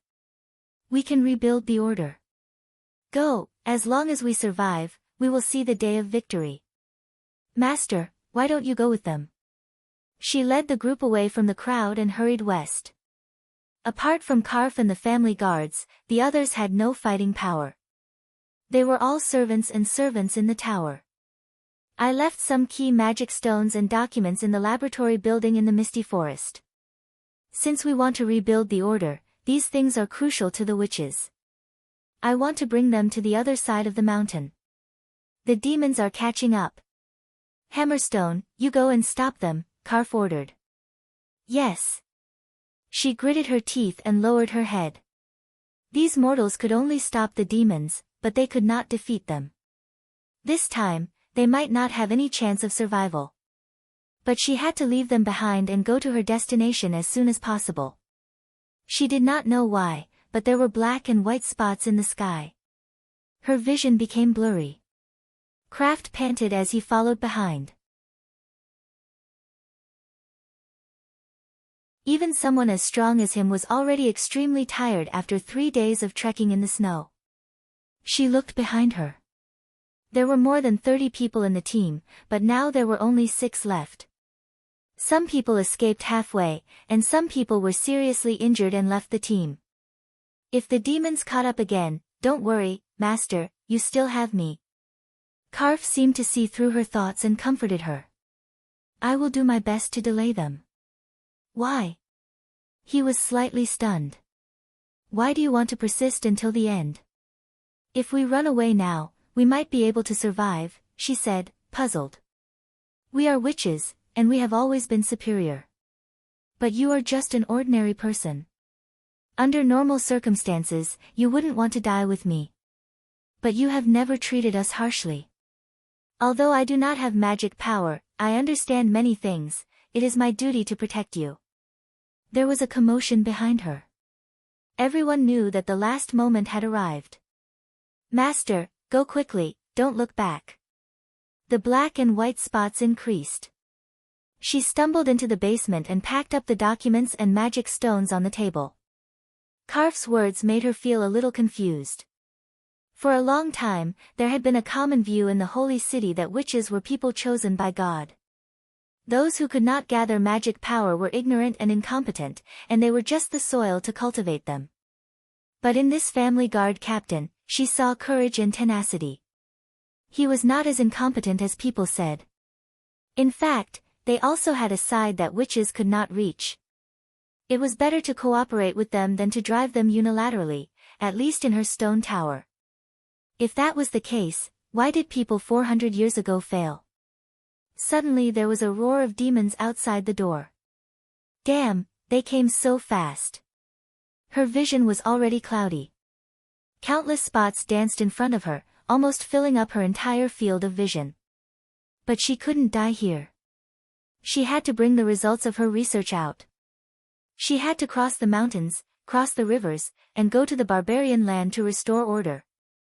She took out an echo stone and injected magic power into it, making it continuously cry for help. With a loud noise, the wooden door was torn apart, and the demons had broken in. Hoping that someone could hear her cry for help, she drove all the magic power in her body, turning it into frost and spewing it out. The mad demon raised its spear, and its arm quickly swelled. The next moment, the cold hairs flew straight towards her. She could not help but close her eyes, and the black and white spots suddenly covered everything. Her vision turned dark, and the sound disappeared. Her body no longer felt cold. It was as if she was wrapped in a ball of soft velvet. It was as if she was not in a dark basement, but lying on a warm grass field. The pain that was about to pierce through her body did not come for a long time. Am I dead? After a long time, a slit appeared in the darkness, and then it became brighter and brighter. She tried to open her eyes slowly, and the hazy gray roof was reflected in her eyes.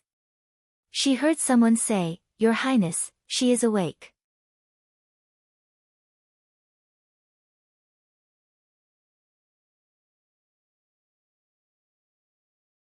Chapter 345. Your Highness. What a strange title, it sounds like something you would only hear in ancient stories. She tried her best to turn her eyes and look to the side. She saw a gray-haired man enter her field of vision, and there were a few women standing beside him. How do you feel? He asked in a low voice. She did not answer, but asked, Where am I? Border town, west of the kingdom of Greycastle. Very good, things were developing in the direction that she did not want to see. Unknown place, unknown time, unknown people. She wanted to turn over and get out of bed, but found that she could not muster any strength. I am the fourth prince of the kingdom of Greycastle, lord of Border Town, Roland Wimbledon, he said again. These are members of the Witch Union. You don't remember anything? Which union? She frowned. They are actually witches. Although she did not know what kind of new organization it was, at least they were of the same kind. But, why do they look like subordinates of this man? Wait, Prince? She recalled for a while and could not help but be stunned. Isn't this the name of the secular regime during the first battle of Divine Will more than 400 years ago? Did I go back to the time before the war? Could it be that God had given her another chance to make preparations in advance to save the sacred city and its people?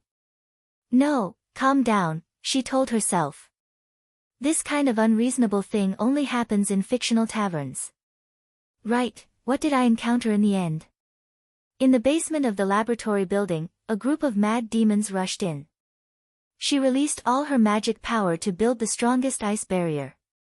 The Stone of Echo kept sending out distress signals, waiting for the day when they returned to the fertile plains and found her again. Did you save me? Yes, now that she had escaped from the ice barrier, the only possibility was that the witch army had returned. Have the demons retreated? Have we won? Holy City, how is the Holy City of Tequila? After blurting out this series of questions, she saw the faces of the witches change. They looked at each other with joy and excitement. A mature-looking witch with long reddish-brown hair could not help but ask, "We did find you in the basement of a stone tower. Are you really from 450 years ago?" The person who asked the question reminded her of the blessed warrior who turned the tide. That person's hair was the same, like a flame that illuminated one's heart. Compared to the gray-haired man, she was more willing to answer the witch's question. Although she usually didn't care about her status, being stared at by a lowly person always made her feel offended.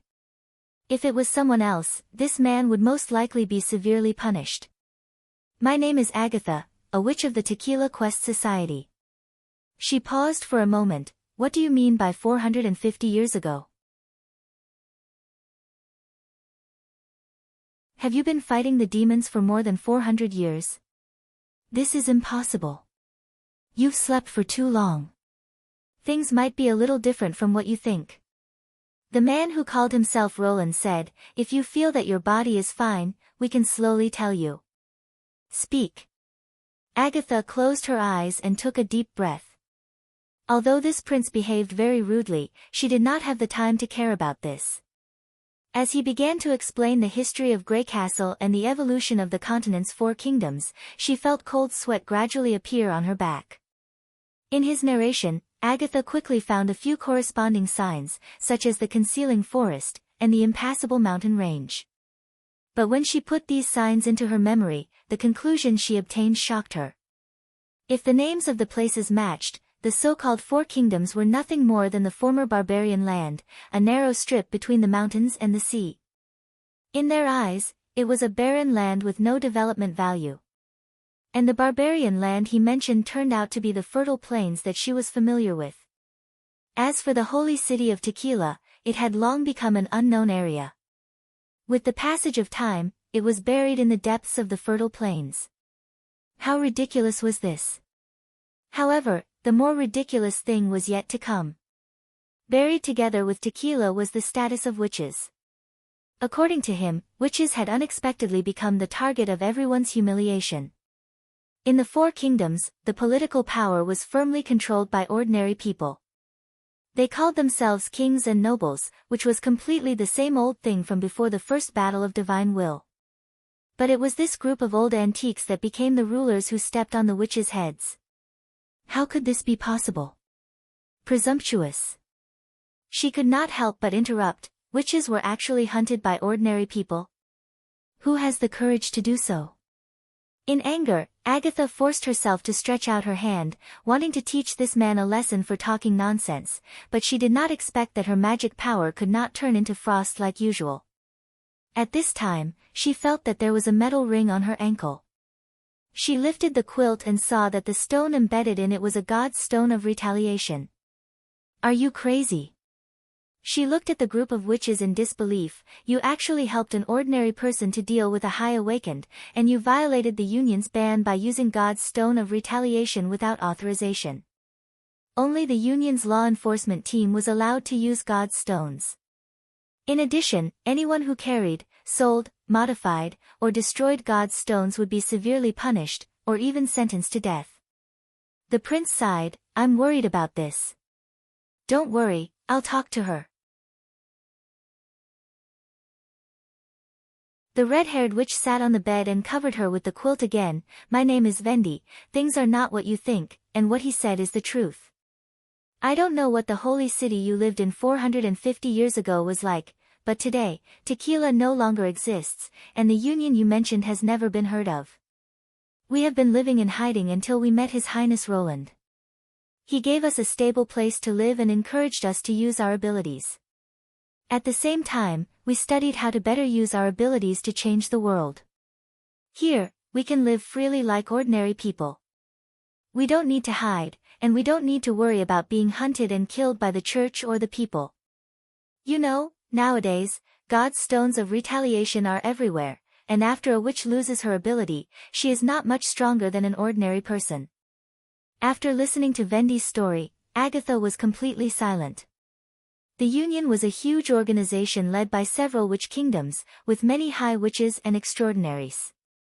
In order to win the battle of divine will and unite the power, the Union formed an extremely large army, and also controlled every holy city.